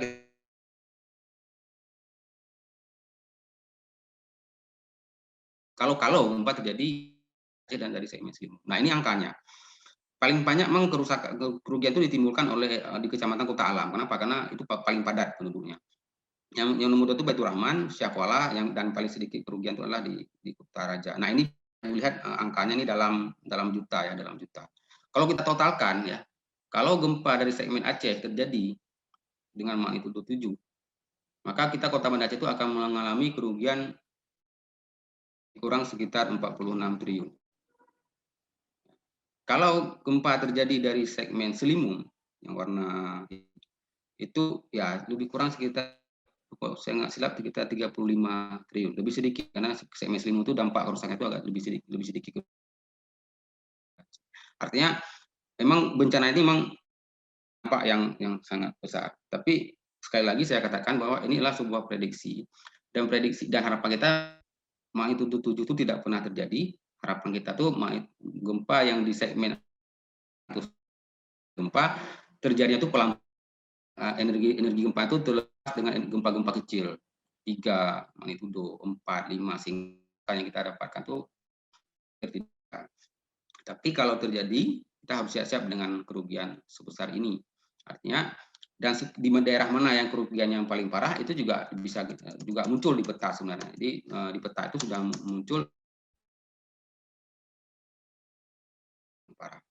Nah, sehingga ketika kita mempunyai skenario seperti ini ya, kita bisa mempersiapkan, baik itu persiapan itu berupa persiapan anggaran ataupun persiapannya itu adalah dengan cara menerapkan building code. Artinya pembangunan ke depan itu memang mau nggak mau kita harus mempertimbangkan mempertimbangkan gempa bumi sehingga bangunan yang kita bangun itu betul-betul bangunan yang tahan gempa. Jadi kita nggak bisa lagi membangun bangunan asal-asal.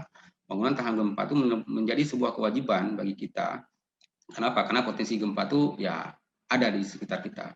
Nggak hanya dari segmen, nggak hanya dari patahan, tapi juga kita punya ancaman gempa dari zona subduksi juga. Walaupun memang dampak kerusakan itu lebih sedikit dibandingkan dengan gempa yang berasal dari di darat, dari patahannya dari darat. Oke, jadi seperti ini.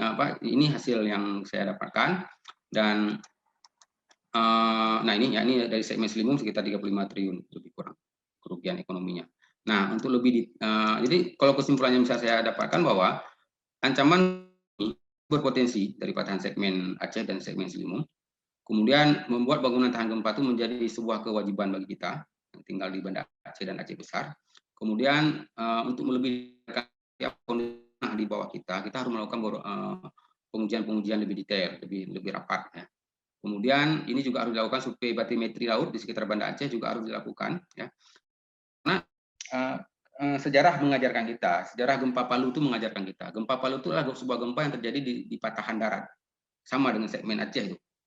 Patahan Palu Koro itu sama persis. Gempa terjadi. Setelah gempa terjadi ada beberapa rumah rusak ya. Tapi tidak hanya rumah yang rusak ternyata karena dia dekat dengan laut terjadi longsor bawah laut. Nah, longsor bawah laut ternyata berdampak kepada tsunami. Tsunami yang terjadinya itu cuma beberapa menit setelah gempa terjadi. Nah, sekarang di Banda Aceh ini adakah potensi longsor bawah laut di laut Banda Aceh? Ini juga harus dikaji lebih detail. Kenapa? Karena kalau ada potensi berarti kita harus siap-siap dengan kondisi ini. Ya, karena apa? Ini bisa memicu tsunami, dan tsunami ini akan lebih parah dibandingkan dengan tsunami longsor. Itu lebih mematikan orang-orang yang dekat pantai itu akan lebih terasa, akan lebih berdampak tsunami akibat longsor. Kenapa? Kalau tsunami gempa bumi, kita masih ada waktu untuk lari ya. Kita masih ada waktu, misalkan ada waktu sekitar 10 sampai dengan 20 menit untuk melakukan evakuasi. Tapi tsunami akibat longsor ini cepat sekali. Palu itu cuma sekitar 6 menit setelah gempa itu langsung tsunami datang. Artinya tidak, waktunya sangat singkat sekali. Kemudian tsunami Selat Sunda juga, longsor gunung api ya, itu juga tanpa peringatan datang, artinya itu juga harus menjadi waspada kita. Oke Bapak Ibu. Jadi untuk informasi lebih lanjut mungkin Bapak Ibu bisa baca ini. Kebetulan yang tadi saya sampaikan itu sudah publish tahun ini 2020.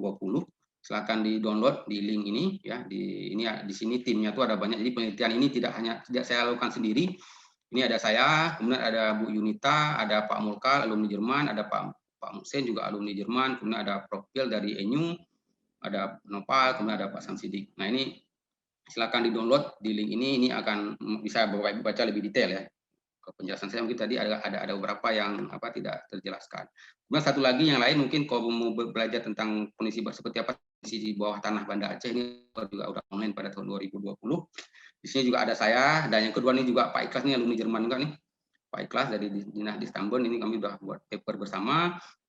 Ini paper ini tidak terkait dengan bencana langsung, tapi ini lebih terkait tentang sustainable development, tentang sumber air tanah yang ada di Banda Aceh dan Aceh Besar. Mungkin menyambung dengan yang tadi natural resource yang tadi oleh Pak Sofian sampaikan. Oke, nah ini foto yang Palu Koro ya. Ini Bapak Ibu kalau melihat seperti apa patahan, ini jalur patahan nih. Ini di Palu Koro. Ini ketika tahun 2018 saya berkesempatan survei ke sana. Nah ini hampir sama dengan kondisi kita. Jadi Palu Koro itu kalau di peta tuh patahan tuh di sini, di bawah bukit ini buat garis. Tapi ketika gempa terjadi ternyata retakannya tuh di sini. Ini kebetulan di sawah, ini pematang sawah. Jadi pematang ini dengan pematang ini dulunya itu nyatu nih. Tapi sekarang udah bergeser ya, bergesernya itu lebih kurang sekitar 5 meter ya. Ini kami foto ECC-nya kami geser, padahal kan ini udah bergeser akibat gempa. Gempa itu akan mematikan dibandingkan dengan potensi gempa yang ada di laut. Kemudian metode untuk memprediksi dampak kerusakan dan dampak kerugian ekonomi itu bisa dilakukan ya, sehingga kita bisa tahu kira-kira berapa kerugian yang mungkin timbul, sehingga kita punya persiapan berapa anggaran yang harus kita siapkan untuk menghadapi bencana tersebut. Oke, terima kasih banyak. Mungkin itu saja Pak Dinarul. Mohon maaf waktunya lewat 10 menit nih. Sekian dari saya. Kalau ada pertanyaan mungkin bisa langsung. Akhirul kalam. Assalamualaikum warahmatullahi wabarakatuh. Waalaikumsalam warahmatullahi wabarakatuh. Terima kasih Pak Ibnu. Aduh, saya sudah gosbam ini Pak Ibnu ya. Saya sampai merinding dan hanya bisa beristighfar dalam hati. Ternyata potensi bencana di kita masih ini ya Pak Ibnu ya, masih sangat luar biasa sebenarnya. Saya sampai nggak mampu berkata nih Pak Ibnu.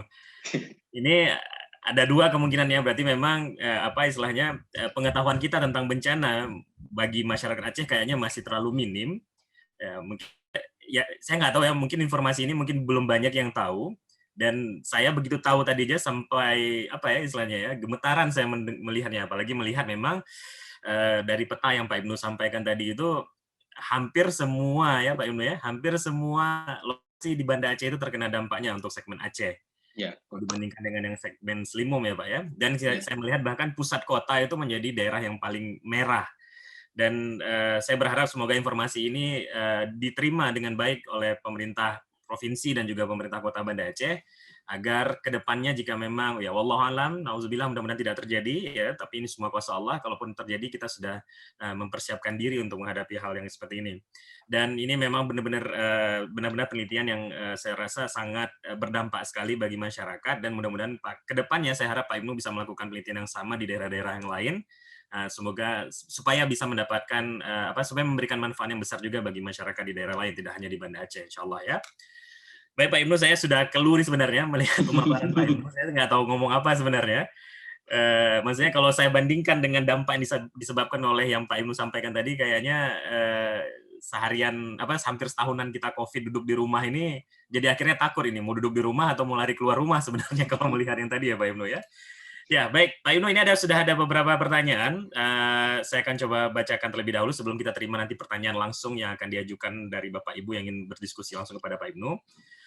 Yang pertama nih Pak Ibnu, ada pertanyaan yang menarik dari Pak Zainuddin juga, Pak Dr. Zainuddin yang menyatakan sudah tahu bahwa daerah kita ini ring of fire, terjadi bencana. Tapi kenapa sih masih banyak masyarakat itu yang membangun pemukiman itu di daerah yang terkena bencana, terutama di daerah pesisir?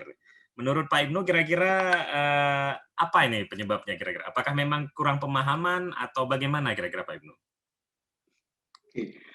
Ya, mungkin ya kurang sosialisasi ya. Jadi sebenarnya itu kan kejadian ini kan tidak hanya sekarang ya. Dulu kalau tsunami kita kan kemudian dapat bantuan banyak, kemudian ada badan BRR, ya. Kemudian juga mereka dan timnya pemerintah bersama timnya juga membuat planning untuk Banda Aceh itu seperti apa.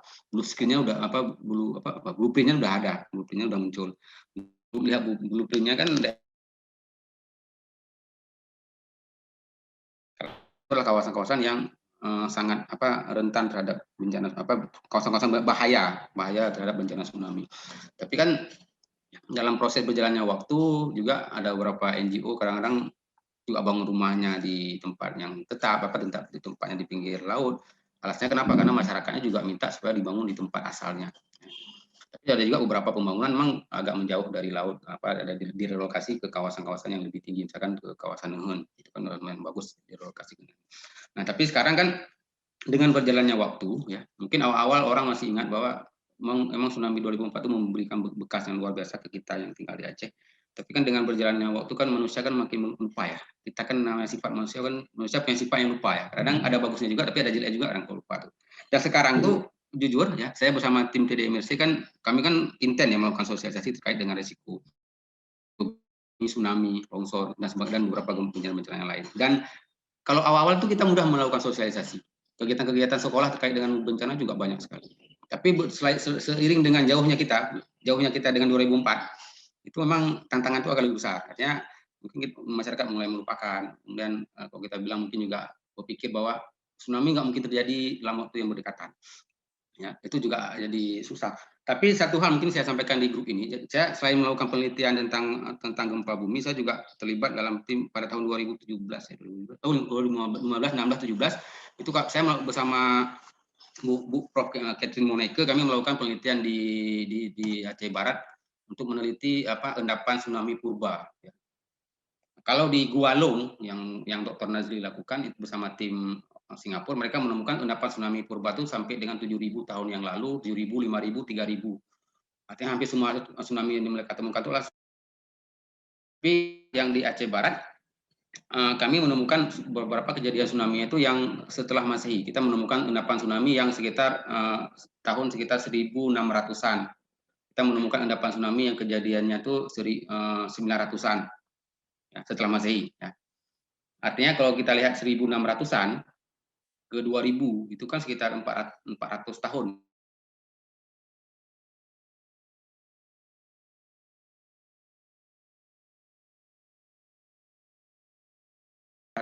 Kita juga menemukan ada 2 kali kejadian tsunami yang jedanya itu cuma sekitar 50 tahun lebih kurang. Jadi kita ngambil endapan tsunami itu oleh Bu Catherine dilakukan dating karbon sehingga dia tahu berapa kapan kejadian itu berdekatan. Jadi tsunami 1600-an itu ada 2 momen kejadian tsunami. Satu tsunami yang lumayan besar, hampir sama dengan tsunami 2004. Tapi sebelumnya, pas sesudahnya saya agak lupa, itu juga ada tsunami sekitar 50 besar.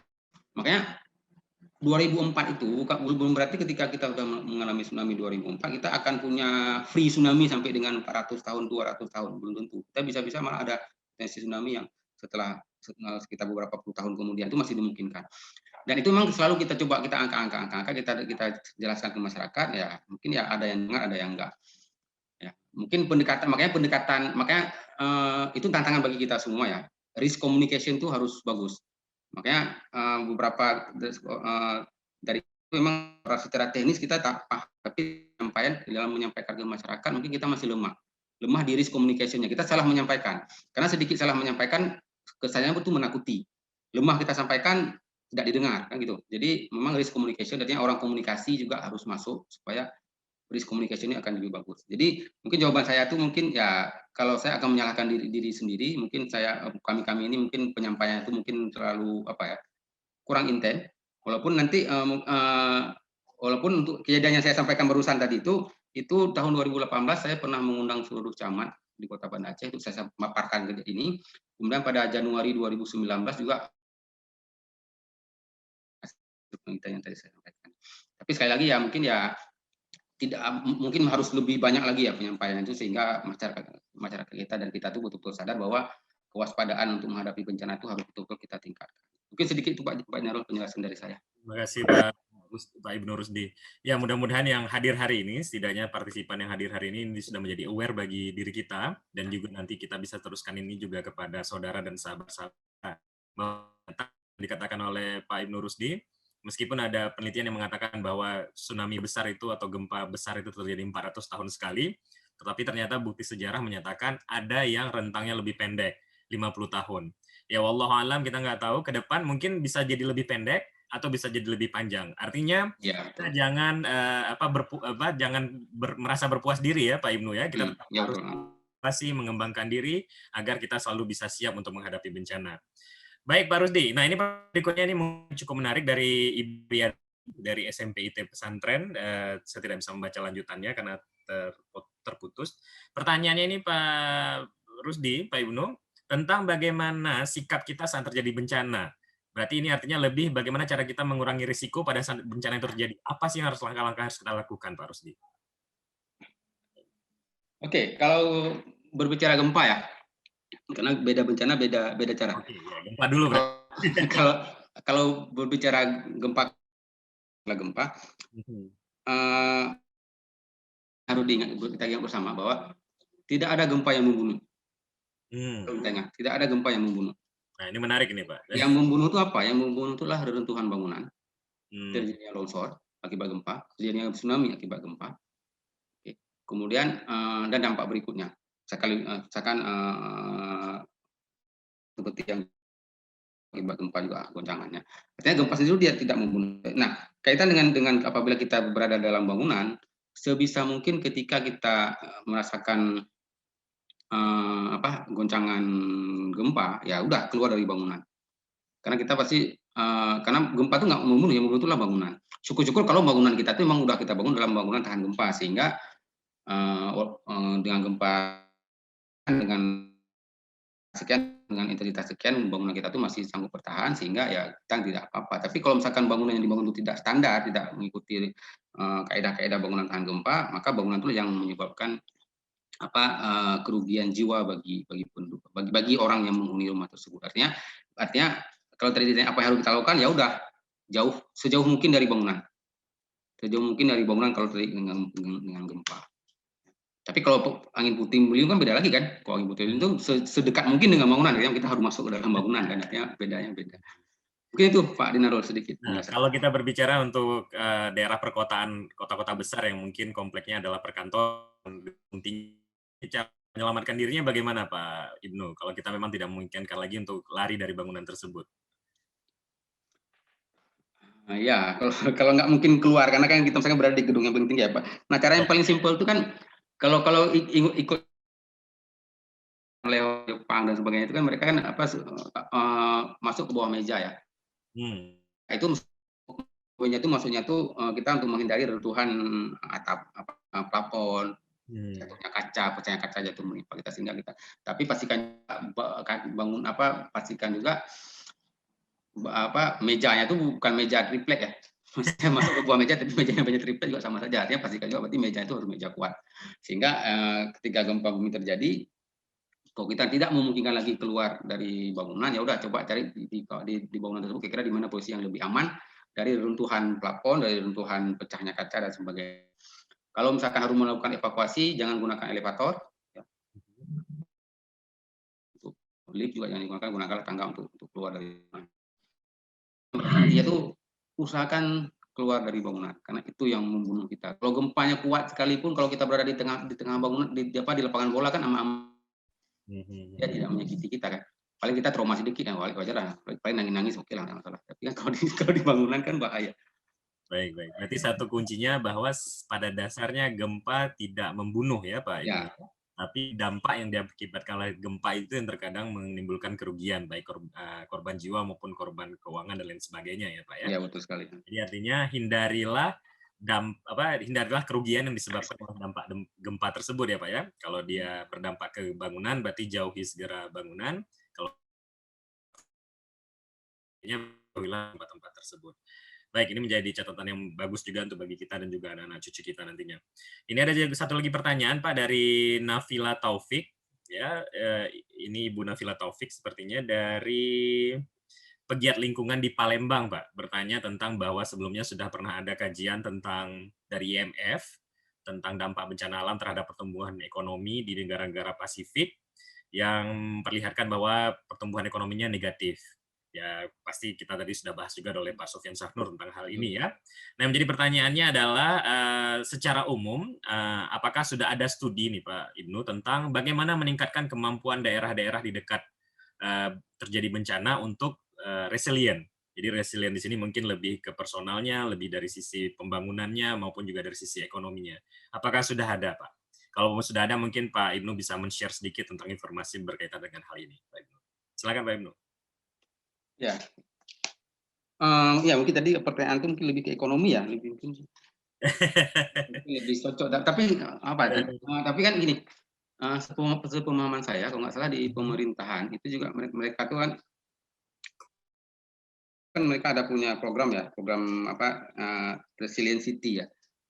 Kalau diterjemahkan kalau salah itu tangguh ya, kota tangguh. Kota tangguh ya. Desa tangguh ya, masyarakat tangguh. Artinya tangguh itu maksudnya tuh resilient itu artinya ketika kita terjadi bencana kita bisa cepat balik ya, cepat recovery. Itu masuk kategori resilient juga. Karena bencana itu kan tidak di kita di kawasan kita kan supermarket bencana ya, mau bencana apa saja ada tinggal beli. Ya. Artinya mau memang kita harus tangguh. Dan kalau nggak salah saya juga pemerintah kalau nggak salah ada menyiapkan anggaran bencana kalau nggak salah ada disiapkan dan itu bisa digunakan kapan saja anggaran bencana tersebut. Nah, berapa jumlahnya itu yang saya nggak tahu berapa persisnya, mungkin kawan-kawan ekonomi mungkin bisa paham. Nah, kalau saya personal, kalau saya pribadi, berapa anggaran yang harus disiapkan itu harus dikaji. Seperti model yang pernah saya buat tadi itu model yang untuk Banda Aceh, kita nampak ya, artinya Banda Aceh itu kalau terjadi gempa 7, kita butuh dana sekitar 46 triliun untuk mereka. Sekitar 35. Itu kalau magnitudo 7 ya. Tapi kalau magnitudonya itu mungkin sekitar 5 ataupun 6 lah, 6 misalkan mungkin kerusakan di kita mungkin akan lebih sedikit. Artinya anggaran yang kita butuhkan juga akan lebih sedikit. Makanya berapa anggaran yang kita siapkan supaya kita bisa cepat bangkit, bisa cepat pulih dari bencana itu mungkin harus dikaji lebih detail, disimulasi, ya dibuat model dengan skenario terjelek, worst case skenario. Mungkin itu sedikit, mungkin kalau mudah-mudahan bisa mungkin Pak Sofyan mungkin bisa menambah lebih Baik. Ya, mungkin Pak Sofyan menambahkan ini Pak, bagaimana apakah sudah ada studi Pak tentang daerah-daerah yang daerah dekat bencana ini Pak untuk meningkatkan kemampuannya mungkin baik dari sisi ekonomi maupun dari sisi pembangunan daerahnya supaya menjadi daerah yang resilient Pak. Pak Sofyan? Pak Sofyan dalam sidang ini Pak ya. Ya, sebagai informasi Bapak Ibu tadi diinformasikan Pak Sofyan sedang ada sidang juga mahasiswa S3, jadi beliau tadi membagi waktu sedikit. Ya, jadi mungkin saat ini sedang dalam proses sidang. Nanti mungkin di sesi akhir kita bisa meminta kesediaan beliau lagi untuk menambahkan informasi. Nah, dari pembangunan yang kota tangguh tadi, berarti kan artinya kita harus mempersiapkan sebuah kota yang punya aspek dan misalnya lain sebagainya. Kalau Pak Ibnu sendiri melihat dari studi-studi yang sudah Pak Ibnu lakukan atau baca, Banda Aceh atau Indonesia sendiri, apakah sudah menerapkan konsep seperti itu, Pak Ibnu? Belum, Pak Ibnu. Ya? Belum. Nah, kira-kira kendalanya di mana nih, Pak Ibnu? Belum. Kan kalau dalam pembangunan kan seringkali kan kita karena bangunan yang tahan gempa, pembangunan misalkan rumah pribadi ataupun sebagainya itu kan ada beberapa harus dilakukan penguatan sehingga murahnya kan berarti kualitas akan makin jelek ya. Nah beberapa orang kalau misalkan dia tidak mempertimbangkan dampak gempa otomatis dia akan membangun bangunan yang asal-asal tanpa mempertimbangkan kekuatan bangunan. Jadi hampir semua bangunan di kita tuh, kalau yang bangunan mungkin nanti sebenarnya ini lebih cocok jawab nih, lebih tepatnya misalkan orang struktur ya. Kalau di paper saya itu mungkin ada sedikit dijelaskan juga, karena di paper saya itu ada Bu Yunita Idris, beliau kan struktur, orang sipil yang orang teknik sipil yang bagian struktur itu. Tapi dari hasil kajian kami untuk Kota Banda Aceh, itu hampir mayoritasnya tuh bangunannya itu hampir semua itu belum mempertimbangkan dampak kekuatan gempa. Tapi beberapa bangunan yang baru dibangun itu sudah mulai mempertimbangkan. Terlebih kan kita kan pada tahun 2016 ya, saya lupa tahun. Sekarang kita punya peta 2018 kita punya SNI yang baru yang menjelaskan tentang tata cara pembangunan bangunan tahan gempa, bangunan dan jembatan yang tahan gempa. Mungkin bisa sudah mulai merujuk ke situ aturan pemerintah itu mungkin ke depan itu akan lebih bagus. Artinya kita bangunan itu akan lebih bagus. Dan kemudian juga mungkin di pemerintahnya sendiri salah satu parameter untuk memberikan IMB, izin mendirikan bangunan itu adalah memastikan bahwa bangunan itu dibangun dengan bangunan tahan gempa. Untuk Kota Banda Aceh itu sudah jadi kewajiban. Kenapa? Karena kita ancaman gempa itu dari segmen Aceh dan segmen Sleman itu ada. Kalau yang sudah bangunan yang sudah ada, ya artinya dulu dibangun tidak menggunakan konsep bangunan tahan gempa, bisa juga dilakukan penguatan. Retrofitting juga bisa dilakukan. Yang perubahan itu orang sipil, bagaimana menguatkan bangunan yang sudah ada, bangunan yang udah jadi bangunannya, tapi kita mau melakukan beberapa penguatan sehingga dia memenuhi standar rumah tahan gempa. Itu mungkin kawan-kawan teknik sipil, struktur bangunan itu akan lebih paham. Artinya itu memungkinkan dilakukan. Dan sekali lagi itu dampaknya kan ke ekonomi juga. Maksudnya cost ya, itu kan semua kan ada budgetnya tuh. Artinya kota yang memiliki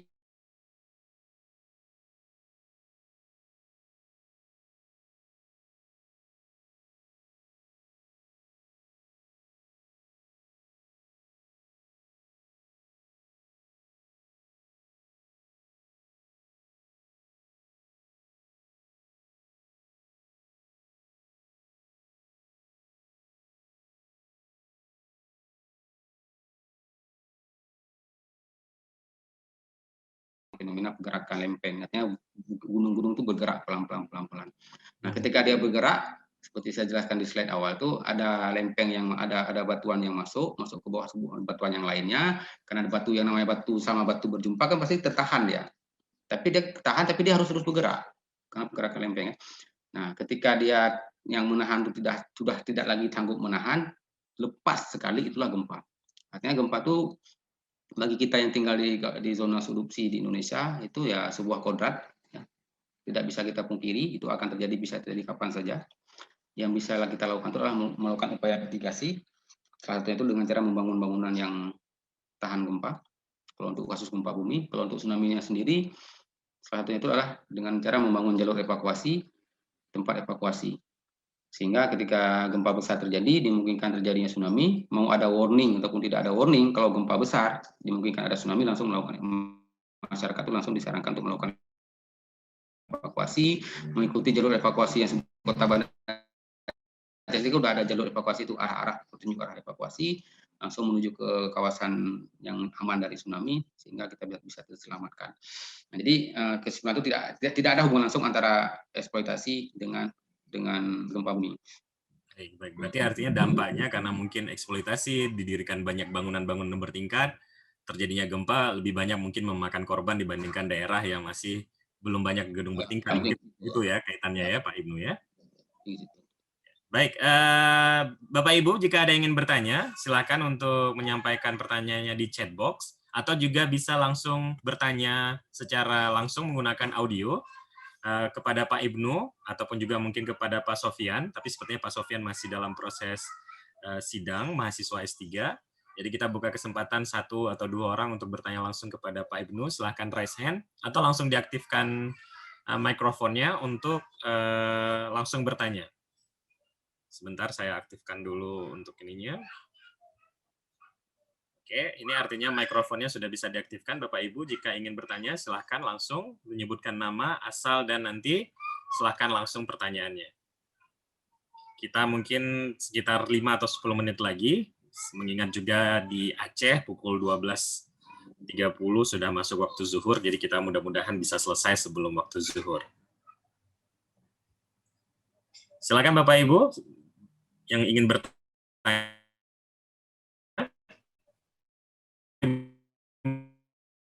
Sejauh mana sebenarnya apa istilahnya pengetahuan tentang bencana itu bagi masyarakat? Seberapa penting sebenarnya pengetahuan tentang bencana bagi masyarakat, dan sejauh mana sebenarnya yang sudah dilakukan oleh Pemda ataupun juga mungkin dari pihak-pihak yang terkait tentang pengetahuan tentang bencana ini, Pak Ibnu?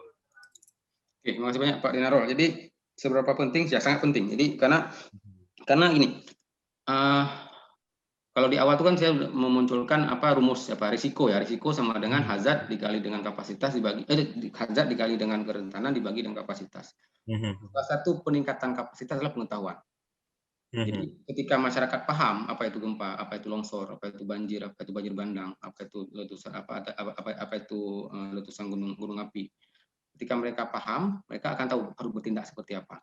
Sehingga kalau ada informasi hoax, ya kan sering kadang beredar informasi tentang apa, mereka akan lebih memahami dan tidak terjadi kepanikan. Artinya sangat penting informasi publik, pemahaman masyarakat tentang bencana itu sangat penting. Nah, sehingga sekarang di Unsyiah sendiri kan bagaimana kan kita sebagai kampus kan mencoba melakukan sesuatu ya. Bagaimana caranya itu supaya pengetahuan bencana itu masuk ke semua lini. Ya. Memang mungkin ke masyarakat di desa-desa sana mungkin belum masuk betul. Sehingga ketika KKN kan ada beberapa kan mahasiswa kita kan KKN tematik, khusus tematiknya itu misalkan membuat peta rawan bencana desa ataupun membuat jalur evakuasi desa, itu beberapa mahasiswa saya sudah mulai melakukan. Nah, cara lain yang dilakukan oleh Universitas Syakola adalah kita ada namanya itu MKU, mata kuliah manajemen bencana dan lingkungan ya, kalau saya nggak silap. Bencana dan lingkungan kalau salah. Jadi di Unsyiah itu sudah ada mata kuliah bencana dan lingkungan. Itu adalah mata kuliah wajib yang semua mahasiswa yang masuk ke Unsyiah itu wajib mengambil mata kuliah bencana dan lingkungan. Untuk apa? Untuk cara kita tuh untuk menyampaikan informasi tentang bencana dan lingkungan setidaknya itu ke masyarakat, ke mahasiswa kita. Harapannya ketika mahasiswa kita itu nanti KKN, mereka akan menyampaikan ke masyarakatnya, ilmu itu tersebar. Ya. Nah, dan juga seingat saya kawan-kawan dari TDMSI bagian pendidikan dan beberapa kawan-kawan penggiat pengelola risiko bencana di Aceh, itu mereka juga sekarang sudah menginisiasi kurikulum bencana. Dan itu katanya pengasahan saya sudah dibahas di beberapa bulan yang lalu, sudah pernah dibahas di DPRA. Mudah-mudahan kanun kurikulum bencana itu bisa muncul tahun depan, kapan lah. Artinya ketika kanun itu muncul, nantinya tuh di semua sekolah kita tuh akan ada mata kuliah bencana. Sehingga masyarakat akan lebih paham, setidaknya itu anak-anak kita akan paham bencana, mereka tahu seperti apa itu bencana, mereka tahu berbuat apa ketika bencana terjadi, mereka tahu harus berbuat apa untuk melakukan recovery, sehingga mencapai masyarakat yang tangguh, resilient ya. Masyarakat yang resilient itu akan bisa tercapai. Salah satunya itu kalau kita dari bidang pendidikan, dari universitas, ya kita melakukan kurikulum MKU, dan mudah-mudahan bencana itu segera disahkan di Aceh, dan Aceh mungkin akan jadi provinsi pertama yang memiliki itu peraturan daerah ya, perda tentang kurikulum bencana yang harus masuk ke sekolah-sekolah di seluruh Aceh. Amin. Itu akan menjadi contoh role model lah untuk provinsi yang lain. Baik, terima kasih Bang Ibnu. Bagaimana Bapak Ibu, apakah ada yang ingin bertanya? Kita akan buka sebelum 5 menit terakhir ini, sebelum kita tutup. Silakan, ada yang ingin bertanya Bapak Ibu? Silakan mengaktifkan mikrofonnya dan bisa langsung bertanya. Atau juga bisa melalui chat box. Baik, mengingat tidak ada lagi yang ingin menyampaikan pertanyaan, jadi kami ingin mengucapkan terima kasih banyak kepada Sofyan dan juga Bapak Ibnu Rusdi yang sudah menjadi pemateri untuk hari ini. Pak Sofyan sudah bergabung kembali bersama kami, Pak?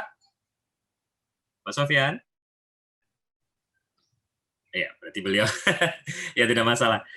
Baik, Bapak Ibu, terima kasih banyak saya ucapkan atas atensinya hari ini, terutama kepada kedua pemateri kita, yaitu Bapak Dr. Sofyan Syahnur dan juga Bapak Ibnu Rusdi yang sudah berbagi keilmuannya, ekspertisnya, pengalamannya, dan juga banyak sekali tadi kita dapat informasi. Saya jujur saja hari ini saya mendapatkan informasi yang sangat banyak sekali, sangat luar biasa sekali yang informasi-informasi yang sebelumnya saya nggak pernah dapatkan, baik dari pemerintah sebagai media resmi maupun juga dari dari media massa ya, dari sosial media. Tapi hari ini saya mendapatkan informasi yang sangat luar biasa dan sangat bermanfaat sekali bagi saya dan juga tentunya bagi kita semua.